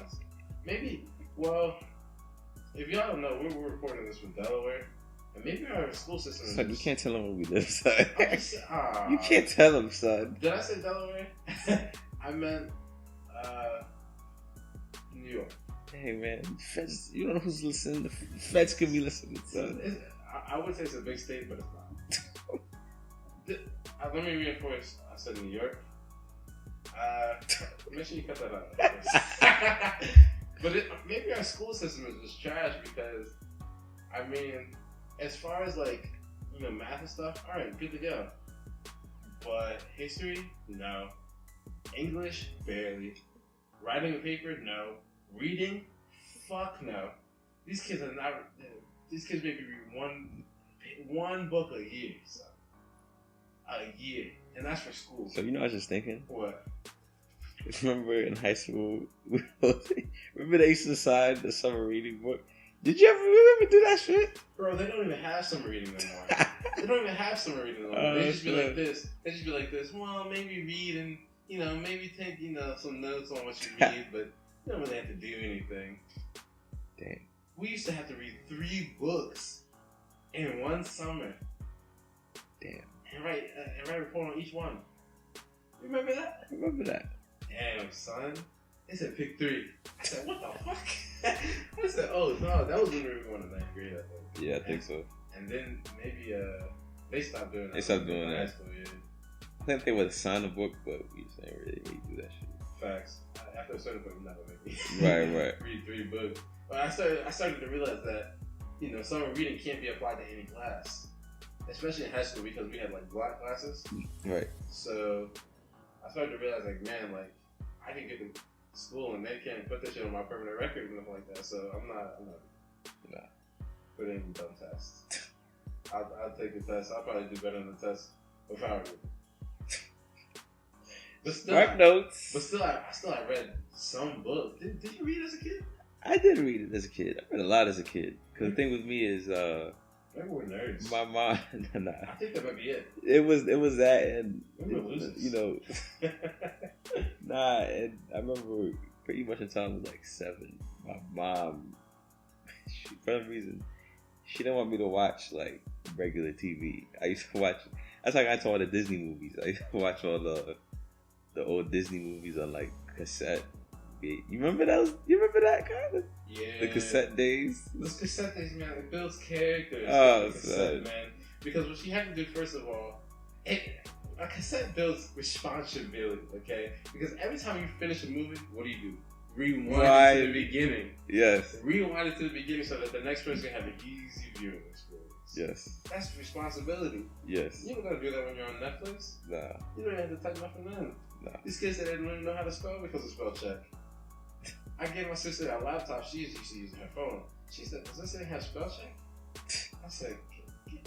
I said, "Come on." Damn.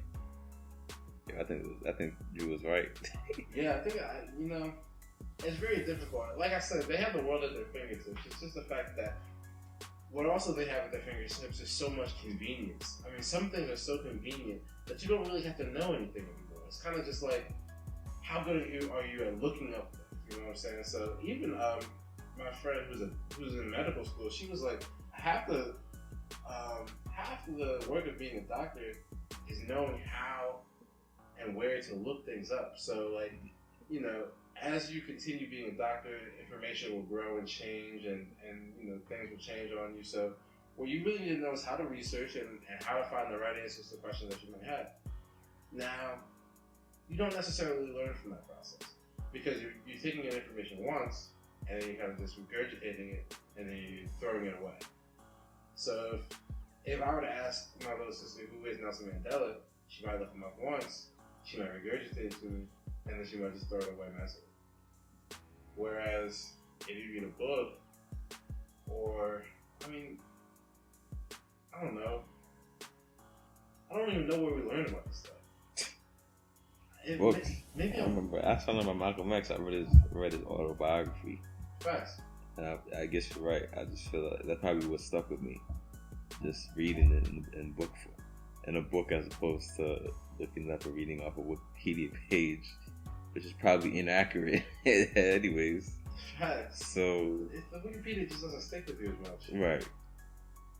That's so insane.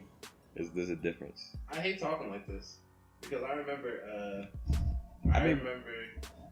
back when we were in high school, and they was like, okay, you're gonna need 5 sources for your next paper, and 3 of them have to be books from the library.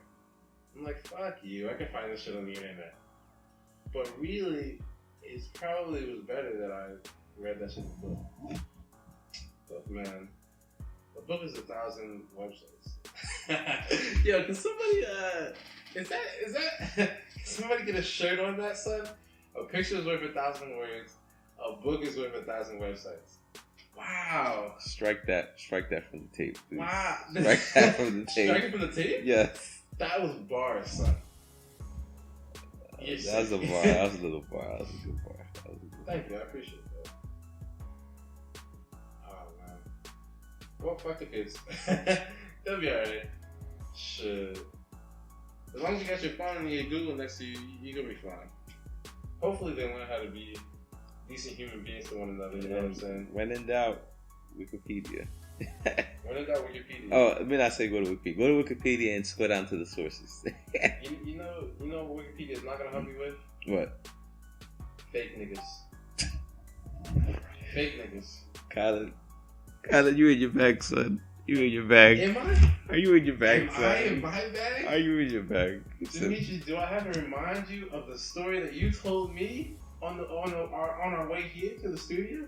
Okay, no, we're not gonna talk about that. No, I have to remind you. We're not gonna talk about that. I'm talking about no. I'm not talking about what you think I'm talking about. I'm talking about niggas who only hit you up for certain reasons, or niggas. Oh yeah. You're talking I'm talking about fake friends, or I mean, I'm using the what is this? What I'm doing with my hands? Air quotes. Air quotes. I'm using air quotes around friends because these niggas is not really your friends. But the crazy thing is, anybody can be fake depending on somebody's expectations. So really, some niggas have called me fake. Niggas have called me fake because I didn't hit them up, and that should be blowing me. Oh man! Because sometimes they'll be like, "Oh, Kylen, you was around and you didn't say shit to me, son. I don't know you like that, son. we're not even cool like that." And your expectations, this is what happened. Your expectations was too high for me. Your expectations was like, oh shit, Kylen's probably gonna hit me up once a week. No, dickhead. Talk about once a month. How about that? Or when I see you, how about that? And then you want to call me fake. So niggas sometimes have a bad definition of friends. Yeah, I definitely feel you on that front. I mean, the thing you gotta set up your friends right. The thing with me is that, I mean, damn, I don't really. This is gonna sound bad to all the listeners, but if I'm not romantically interested or I'm interested in fornicating with you to some capacity, I'm not gonna be really hitting you up on the regular. You know what I'm saying? Somebody call the police on this potential sexual. Obviously, fuck that. You're not gonna misconstrue what I'm saying. Did this nigga just say? And please comment if this is what you hear him say as well. Did this nigga just say, "I'm not talking to you if I'm not trying to fuck"? Yes or no? Comment in the comment section. Nigga, you told me you agree with that statement, son. Did I? You did say it. This is what I'm saying. You said. This nigga caught me. Don't back out now. Don't fold. Oh my God. Don't fold, son. Did I say I agree with that? This is what I'm saying. I'm not gonna. I mean, well, you did. You agreed to it, but it was on a different context. Even if we're fucking, that doesn't give you the right. That doesn't. It's all about expectations, right? And even if we're fucking, that doesn't give me the right to expect something from you that I didn't communicate to you. For example, if we're fucking, I don't care if we're fucking or not. If I'm fucking a girl and she comes up to me and says, "Man, we haven't talked in 3 days." And we didn't set up the expectation that we were supposed to talk every day, then guess what? I guess it wasn't me being fake. It was us not having clear expectations from our relationship. So, I don't care if we're fucking. I don't care if we're I'm not gonna say married. that's different. That comes with certain expectations. Nah, you can't. But in a relationship too, best friends. I have best friends that I call once a week or once every 2 weeks, and some people don't think that's enough, and some people think that's too much. But some people will call you a fake or a flake because you're friends with them, or your friendship with them is different than what they think. Anybody who has ever be like, "Oh, you're fake," is not really my friend. So first and foremost, we're great acquaintances. We can be, we can be professional friends or whatever. We can be colleagues, whatever. We can have great conversations. We can have great times together. But we're not really friends. I mean, but even I don't even have time for that. I mean, to be honest with you, like, the thing with me is that, I definitely do agree. I think people's expectations is what kind of creates conflict. Mm-hmm. Conflict when it comes to, when you start accusing people of being fake and stuff like that. My whole thing, the way I deal with relationships with people is that, number one, I never expect anything from other people that I don't expect from myself. Meaning that I'm not the type that's gonna call you and text you every single day. Here's the problem with that. Some people expect from themselves and a lot. So they'll be like, man, like, I do all this for you, I do all that for you, and then they expect from you what they expect from themselves, and that leads to problems. So a lot of girls will be like this. They'll be like this, I helped you with this, I did that, and this is just your friends, and they'll be like, why aren't you doing the same for me? Why aren't you reciprocating? And you hold yourself to a different standard than I hold myself. So just because you did that for me doesn't mean that I'm going to feel like I have to do that for you in order to maintain a great friendship. Now, if you say, this is what I need from you in order to maintain a great friendship or relationship, I can say, okay, I can do that. Or I can say, okay, I can't do that. But if you expect me to do those things without telling me what I need, telling me what you want, it's probably not going to go out. And that's when you got niggas talking about, oh, you flaky, oh, you never talk to me, shit like that. Yeah, I see what you're saying. Well, I think you have to acknowledge too, people have to acknowledge is, I feel like it's kind of detrimental at the same time to focus too much of your energy on the thoughts and behaviors of other people. I mean, my theory is that is this, like, suppose you my man, right? So it don't matter if I speak to you. I'm always, I agree that there's certain, things you should try to remember about certain people when it comes to maintaining a relationship. I should call you on your birthday. You should call me on my birthday. We should maintain a section, wish each other well on holidays and shit like that. Mm-hmm. I agree with that, but I can't talk to you every day. I can't expect you. Well, let me finish. Okay. I can't talk to you every day because it's not even the fact that I don't want to talk per se. I just feel like there's other shit we have to do. That's a fact. Like, but even if Thanksgiving came and went and you didn't say nothing to me, I feel like it wouldn't be fair of me to be like, oh, all of a sudden you different. All of a sudden, because for sure, yeah. Because we never established. We never established that. Yeah. Oh, yeah. I just want to keep it. I just want you to say happy birthday to me. It's nice, but I never said nothing like that. Now I do want you. Now when the holidays do come around, I do feel nice to them. Let's get a nice little shout out. Oh man. My birthday's coming up. I'm a Cancer.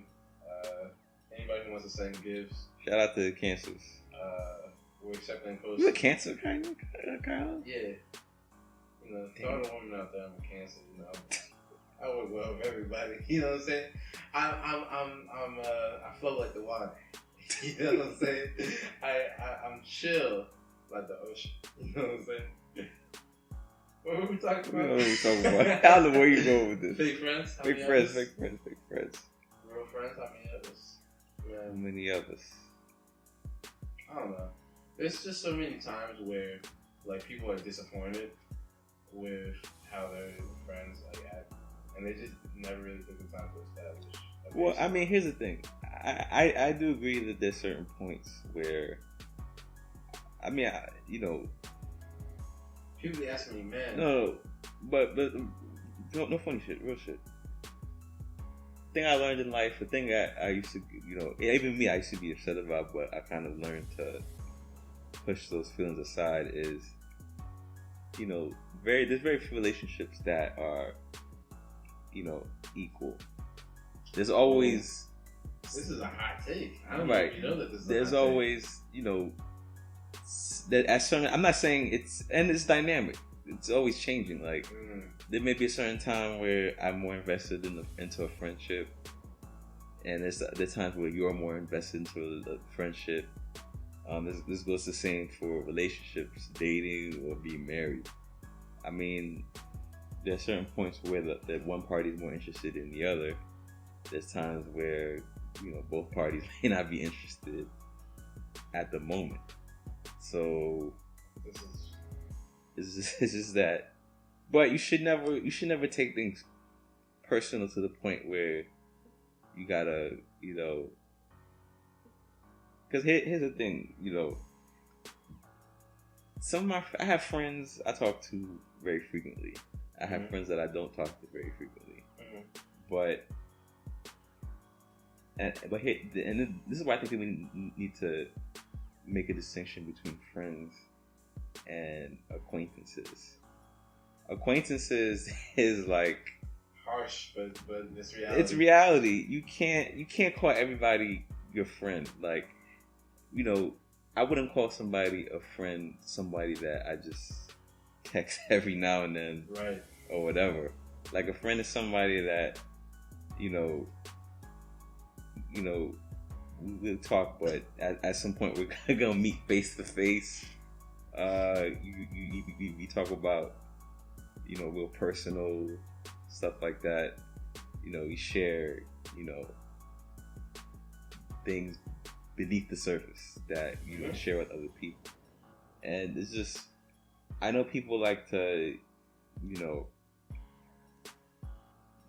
everybody works. I think everybody works better. Everybody works more efficiently when they know exactly where they stand. If you know where you stand, then you can operate with more confidence. If you know where you stand, then you can. So like, if I know I'm your friend, if that made it work to me, if we're like, yeah, man, we're like great friends, like, whatever. Let's keep in contact. Let's make sure that we do something like that. Something like that. Then I can act confidently in planning.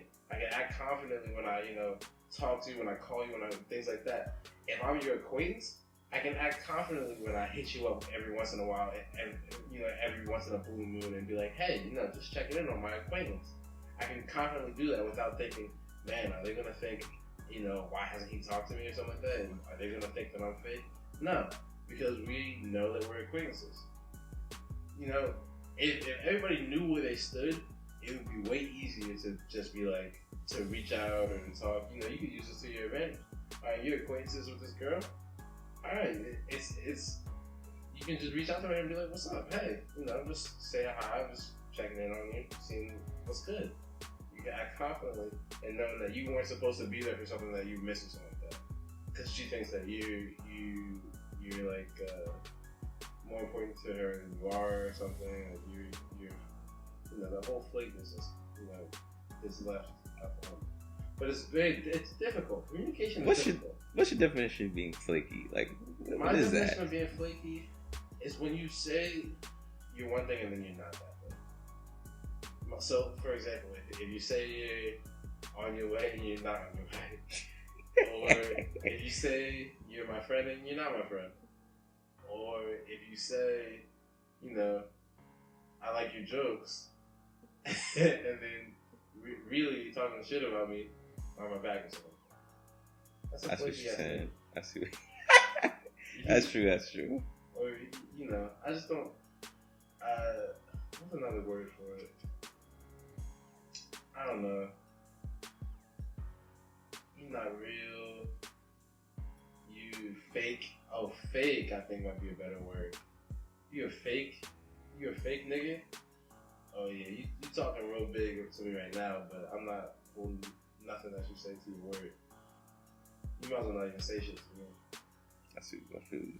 In your face. I feel you. But some niggas, some people will be like, they'll say to me, man, I just feel like we don't hang out enough, you know what I'm saying? And I'll be like, that's cool, thanks for establishing it. But what I don't want you to be as upset with me right now, because you never established that we should have hung out so often before. And in order for us to move forward, like, all right, cool, like, just let me know what you need from me, and I can give you that, or I can not give you that, and we can go from there. Right. But don't get mad at me off jump. That's dumb. Facts. That is dumb. That's dumb. That's dumb, in my opinion. You want to be dumb about it? Let's be dumb. I don't got too many niggas like that in my life. Nah. Yo, you got them niggas that keep asking you to play basketball and nothing else. They be hitting up Meech and mind you, they really don't even talk like that. Like, they just be straight up, like, not talking for months. And they don't, sometimes, I don't think they even live in the same area, but they'll hit up Meech just because he's black. And I'll be like, bro, and really it's racist. It's racist. But I'm not going to say them, I'm not going to say the name. And they'll be like, oh, let's play some ball. And I'm like, son.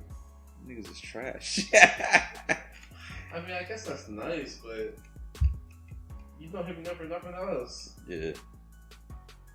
I don't know. I don't really gauge that. It doesn't sound that bad when you say that loud, but it's just something dumb about it. Like, nah, it's just little things. Well, again, there's a difference between friends and acquaintances, and I mean,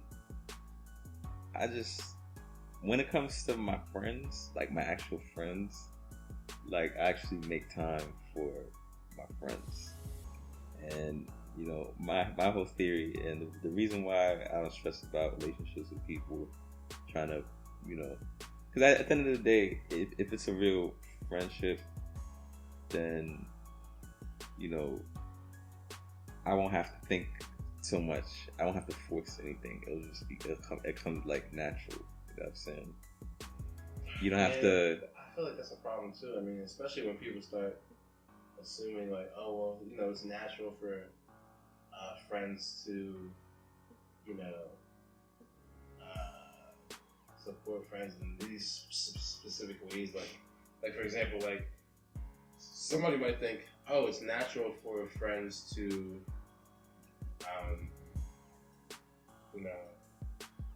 talk about each other's problems and like try to like figure out solutions together. But for some people that might not be natural. For some people that might be like, nah, I don't like to talk to people about that. I'll just figure it out myself. No, I agree. Everybody has their but that was what you said before when you said that you should make things clear. I know that I know there's some people who like you said, they like to talk about their problems. They like to share, their problems with you. But the crazy thing, there'll be somebody who does that, and then when you don't do that, they get all offended. That's exactly it. Like, I don't understand. You're like, Kylen, you don't have no problems? Yeah. And I'd be like, son, I'm just not that guy to be talking about that. You know what I'm saying? Yeah. I'm just not that guy. Yeah, so definitely, I agree with you on that front. Where assumptions really, well, not assumptions, but expectations and shit can really make a situation interesting. What? The first date. The first date when it comes to the, especially if it's like No, any really first date. Who pays for it? And all this chivalry foolishness. Who pays for the first date? You know what I think? I think whoever, and this comes from my friend Gino from New York.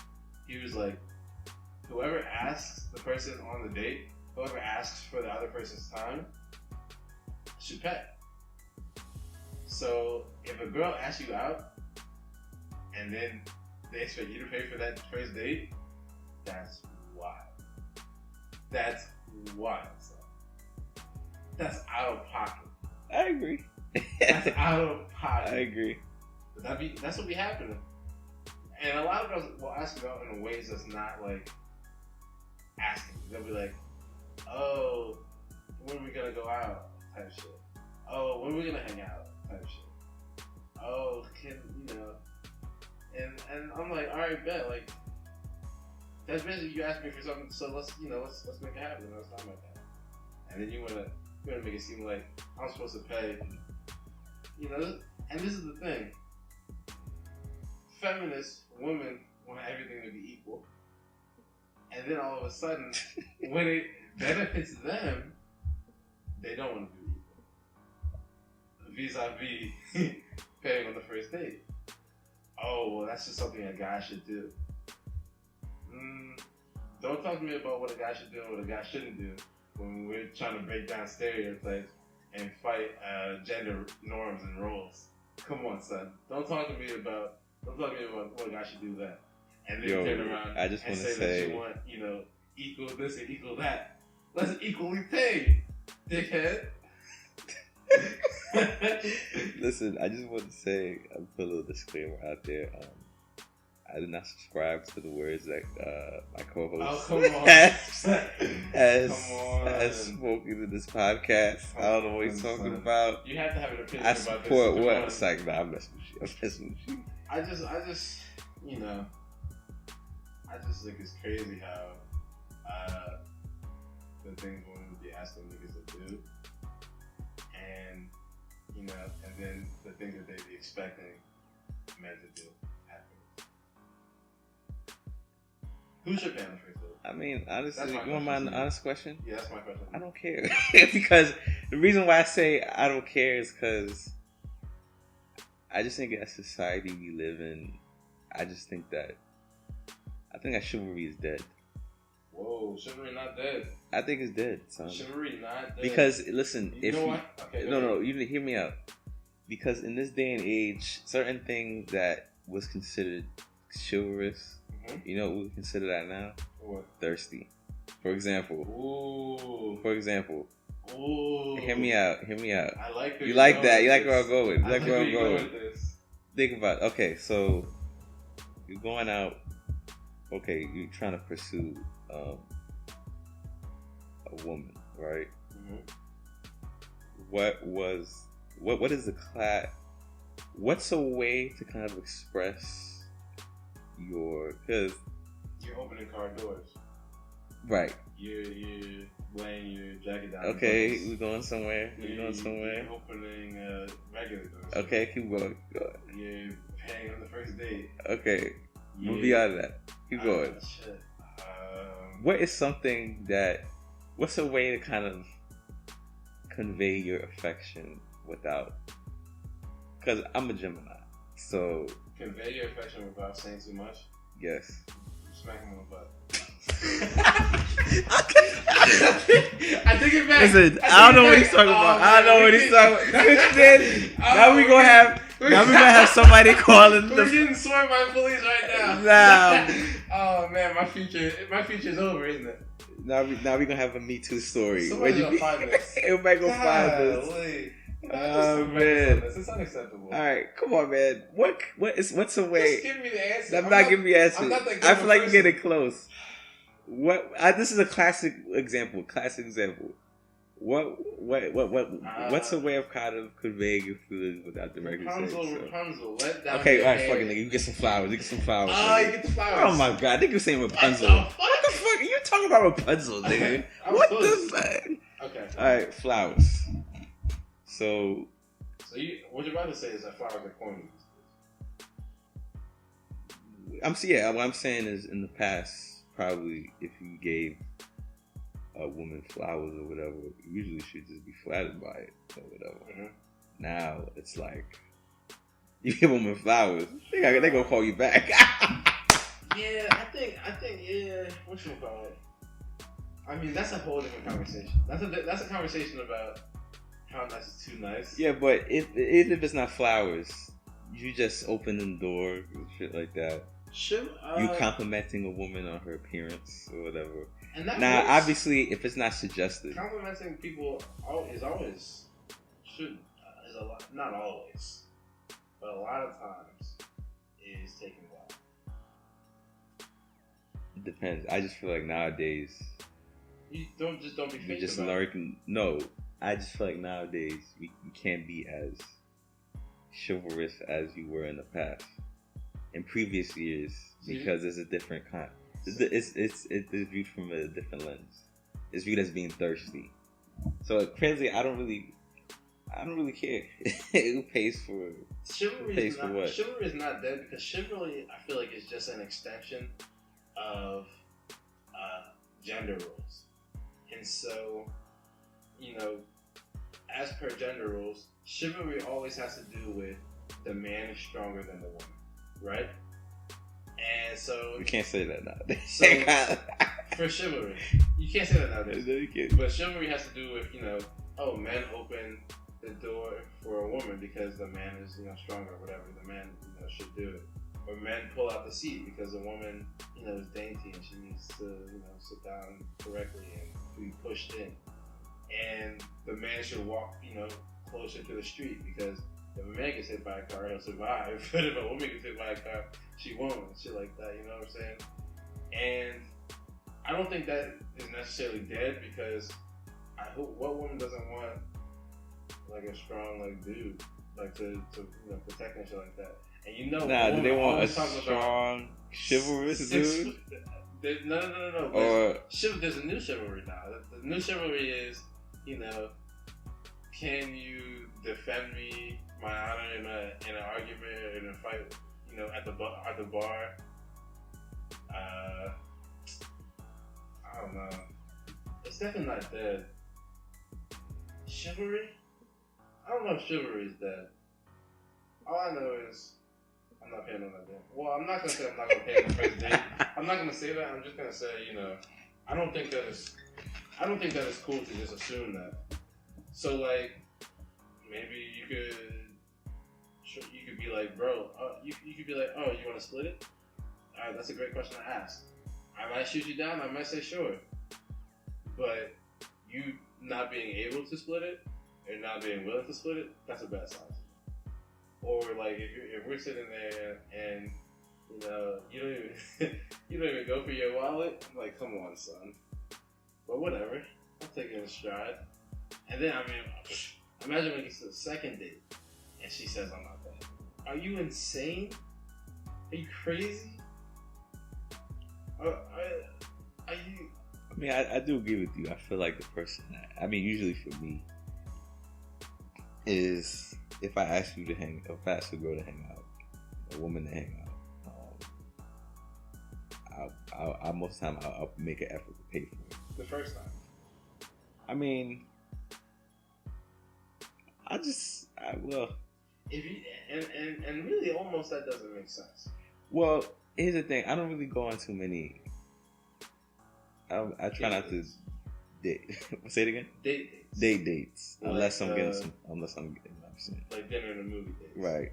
It's more like I knew you from hanging out for a while, and it was just. Yeah. I don't really spend too much time. I mean, if it after a certain time, can I just say, is this not already an explicit podcast? Say the word. I just if I'm not getting any pussy. If I'm not getting any pussy, that's not the word I wanted you to say. If I'm not, get this man off the air. That's not what No, I'm just kidding. All right, if we don't have any type of, we don't come to some whatever I'm not even about having sex. Okay, is that better? Is that better? If no. we don't, if there's no like, if I see it's not going anywhere, I'm not gonna make an effort to try to, keep it going, but whatever. I've been successful. I've had some success paying for the bill, not paying for the bill. Small, I told you that story that one time. What's Remember?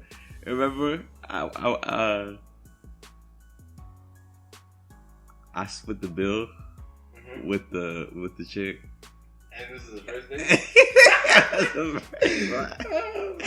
I split the bill. So it was the first day, okay. And then she said, "Yo, you wanna come home? You wanna come over?" I was like, "Bet." You know what I'm saying? Facts. So, Now you obviously at this point risked putting yourself in a serious friend zone position by splitting the first day. I did. And that's okay. I did. That's a gamble you were willing to take. I did. And it worked out. Hey. It worked out, son. We had some moves that night. I made some moves that night. This might be a no moves podcast. Yeah. We still make some moves. We make some moves every now and then. So I just think another thing we should probably add to this discussion is another reason. What are we talking about? We're talking about chivalry exactly. I mean, We're talking about who pays for the first date. We're talking about chivalry. But here's the thing. Nice niggas. Yeah, Here's the thing. Yeah. Here's the thing. Right. It goes back to we talking about expectations. So most people. Well, there's a reason most. Okay, at the same time, right? Right. Whereas if some women expect the man to pay for the date, there's some women who don't feel comfortable with the man paying for the date because they feel that there's some expectations of submission once that happens. So that's like the flip side of the discussion. There's some women that don't like the man to pay for that. Right. Because they feel like you're not just paying for the date. You're paying for me. Yes. You're paying for that pussy. I'm about to get my way. Yeah. Have Exactly. it your way. Yeah, exactly. Burger King. I take you to Wendy's. Yo, you did not say Burger King. And then I get in them pennies. Oh, bro. Yeah, I'm saying. So yeah, and that's a lot of girls say that when it comes to drinks too. Like they'll be like, Drinks, I don't. Well, some girls say that, but they don't stick to that. Right. Oh yeah, I don't like guys that pay for my drinks. Yeah, all of a sudden when you thirsty in the club, what you gonna do? You gonna go over to the bar, you gonna stick your butt out, and you gonna wait for somebody to offer you a drink. Oh, yeah. And you gonna try to leave that nigga at the bar. Not only that, you're gonna try to get him to pay for your friends' drinks. You're gonna try to get him to pay for your friends' drinks. The audacity. And then you're gonna leave that nigga at the bar? Yeah. And you want equality? How dare you? Yeah. So I mean, the thing with me is I'll do it. I'll practice chivalry, whatever. But at the same time, it's just between being chivalrous just for the sake of being chivalrous, or being chivalrous with expectations. I feel like being chivalrous with expectations is. What do you talk to me more about being chivalrous with expectations? Meaning that I don't expect. Now, if I pay for you, you don't have to give me pussy. No. I'll be perfectly fine after that. I may ask you to hang out again.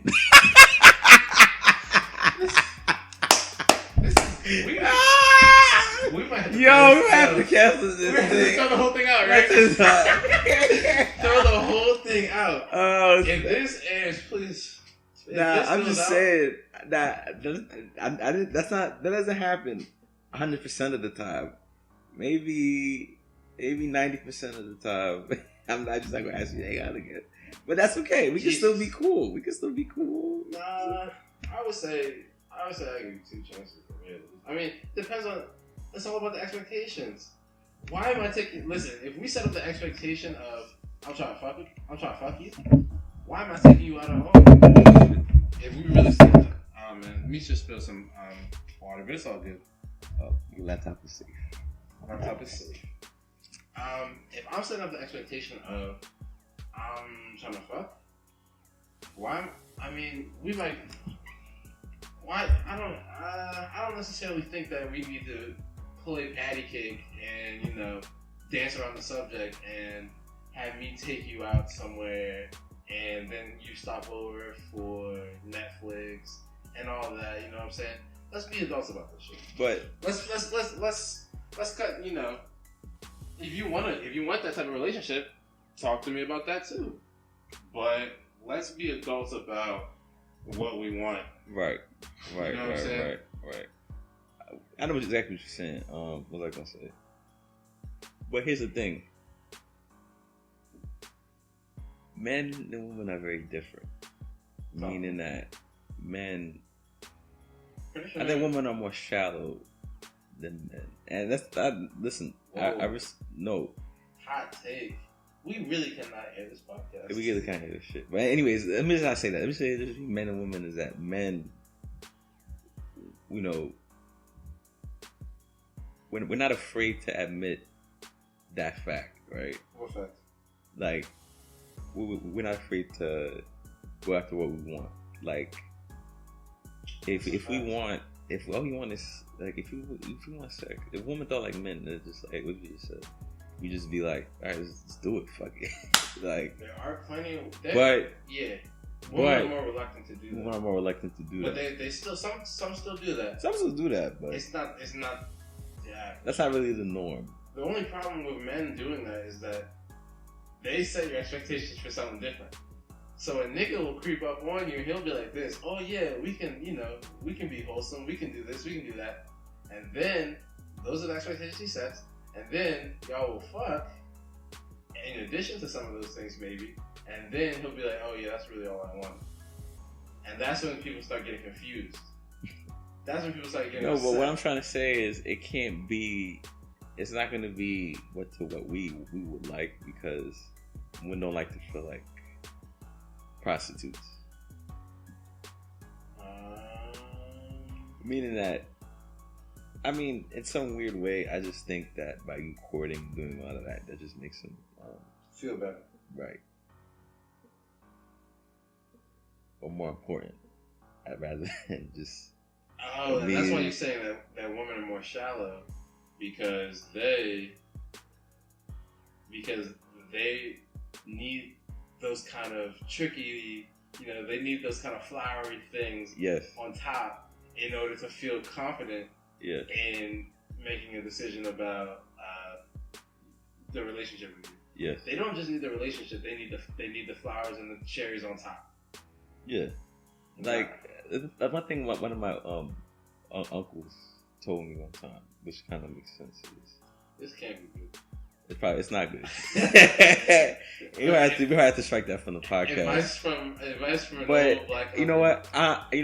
I'm gonna filter it out and think. I'm gonna say there's a lot that comes. Okay. There's a lot that comes. I'm gonna give you the filtered version and the unfiltered version. Give us the raw version first. Okay, no, I'm gonna give you the filtered version first. Why would we want that? I'm gonna give it to you, and I'm gonna give you the raw version, just so you know what I'm saying. So I'm gonna say, people, there's other considerations. There's other factors in addition to feeling that goes into people's decisions to enter a relationship with someone. That's the filtered version. You want the raw version? It's probably not that raw, but fuck it. Women are attracted to power and status. Whoa. Aren't we all though? Aren't we all though? No. Yes, not as much. Are. Not as much. Yes. Not as much. I don't think so. Yes, I just think so. Are. Everybody's attracted to power and status. Nah. Even when it comes to the friends you pick.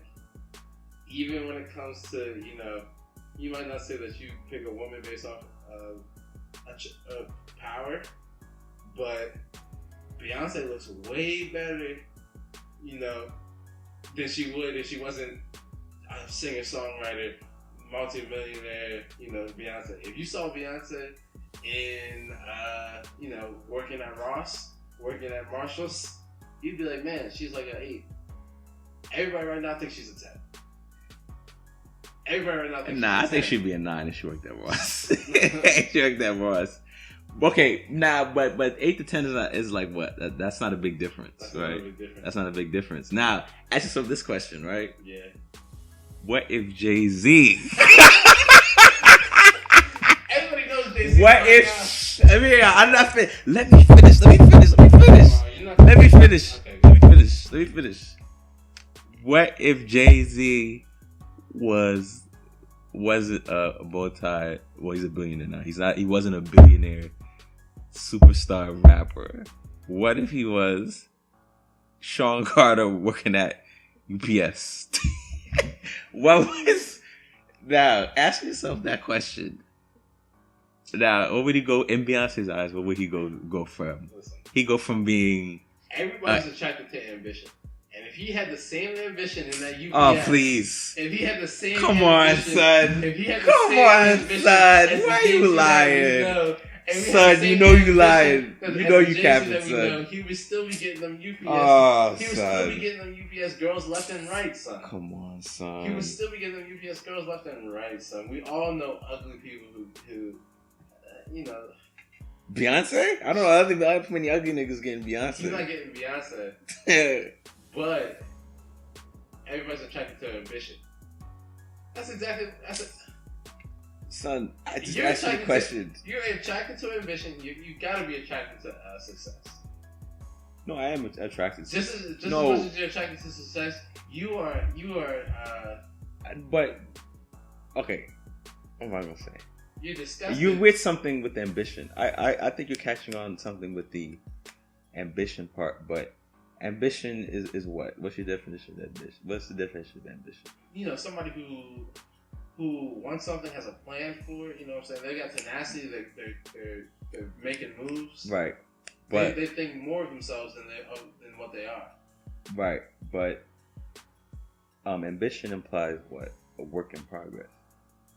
Right? Wait a second. Right? You might be brilliant today. Implies a work. Nigga, fuck you. I'm brilliant a lot of times. Talk your shit. Shit, man. Talk your shit. But ambition implies a work in progress, correct? Right. So, I think us as men, I think you actually, after we had this conversation, actually framed it in a better light when you said that they were attracted to ambition. Now,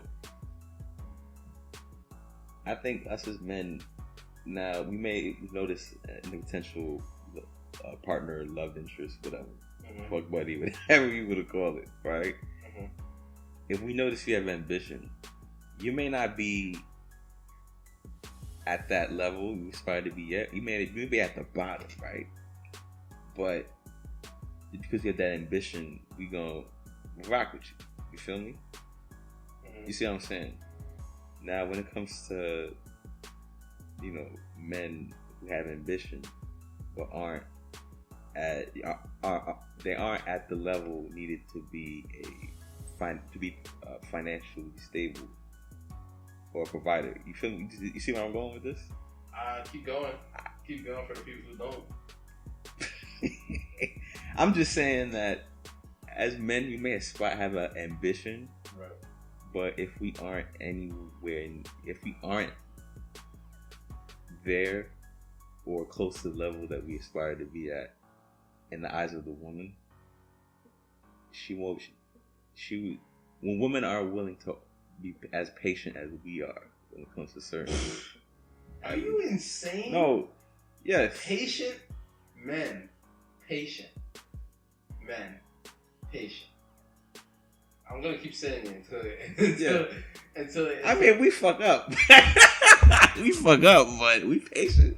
We are not patient. We might accept people easier, but we don't. Not men aren't more patient than women in terms of like trying to wait for somebody to be their best self, or trying to encourage somebody to be a better person than they already are. I think we should give women way more credit for doing that. Well, women definitely do that. And so are you saying that? What are you saying about this whole work in progress thing? You think Actually, fuck that. I'm gonna go back to the power and status thing. Mm-hmm. Now, women are attracted to the nigga that displays the most power and has a power and status. That nigga may be the worst nigga in the world. That nigga may be the nigga that's cheating with multiple women or whatever, abusing the woman. But just because of the fact that he has that power and it gives him that sense of security, they'll be willing to put up with that than the nigga that's nice. When we talk about being too nice, the nigga that's nice and trying to be a good partner or whatever, they rather be with the nigga that makes them feel that displays the most strength. And now we come back to what is it? What do you call it? When, being too nice. Not being too nice. Was it? Something. You know, what do we call it when you like hold the doors open for the woman? Chivalry. Now we come back to chivalry. Chivalry is all about strength. It's all about what a man should bring to the table and what a woman should bring to the table. Women are dainty. Women need to be protected, and they need to feel like they can be protected. And so that's where chivalry comes in. And so, you know, these nice niggas that you're talking about, they might not give somebody the feeling of strength and protection that somebody who is, I don't even know how to describe them. Not hood or anything, but kind of just... First, that's going to get into a fight with somebody at the bar. Yeah, exactly. The worst guys. Not worse. I mean, they're just guys. They're just dudes. Yeah, facts. They're just different people. Yeah. They just offer different things. Right. And I definitely can't fault them for that. Even if I'm not gonna pick a fight with you. I'm not gonna pick a fight with nobody over some chivalry bullshit, some strength bullshit. But I don't know. Can we just go over the reasons why I shouldn't pay on the first date? Can we just? I know we kind of going too deep with this. I feel like facts. So one. I don't care, honestly. The pay gap is closing.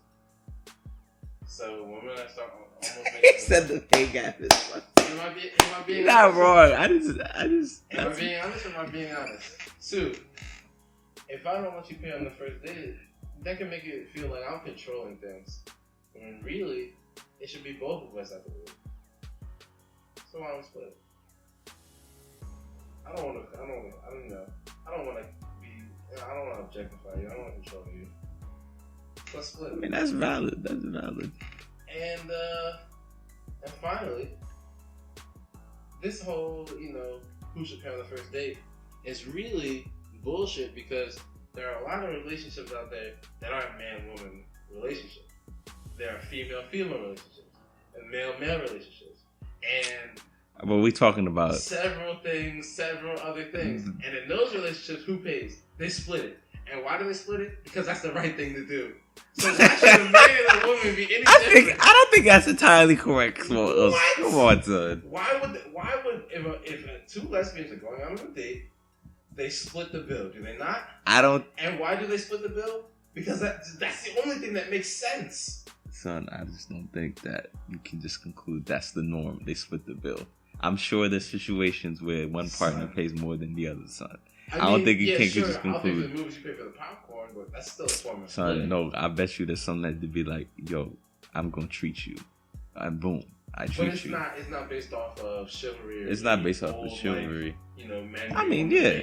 But you can't use chivalry in the context of those relationships. But it's kind of like the whole men bring home the bacon ideology of the whole, like, the man is a provider. Right, but I don't think you can use that in the context of the same sex. I think we're talking about chivalry. But if we use the same sex dates as an ideal, oh, come on, man. True, they should be. It's gonna be difficult. It's already difficult for me because I'll be like, bro, I'm not necessarily buying you a drink at the bar just because it's good. I never did that. I never did that shit before in my life. And but I mean, gonna have this, if we go on a date, we're probably gonna have the same conversation. Listen, what was I gonna say? We say talking about who pays for the first date. Listen, if you, as a man, if you feel like it's your duty to pay for the meal, rethink it. Obviously, just rethink the reasons for you doing it. Now, if you think you're gonna pay for it with the expectation, I don't want to say it like that, but I don't know what else to say with being clean. Fuck it, we said so much shit. I'm just gonna say it. If you gonna pay with the expectation of pussy, I think you should do it. I think you should do it. But if we just been, the title of this episode is gonna be "This shouldn't have aired." we shouldn't have done this. We shouldn't have done this. Oh man. Or we just being chivalrous for the sake of being chivalrous because we feel like that's the duty of a man. Then go for it. But at the same time, we shouldn't just. I agree with you. We shouldn't just assume the man has to pay for the first date. We should see if the partner, if the woman is willing, whatever she want to do. Now, team effort, yeah.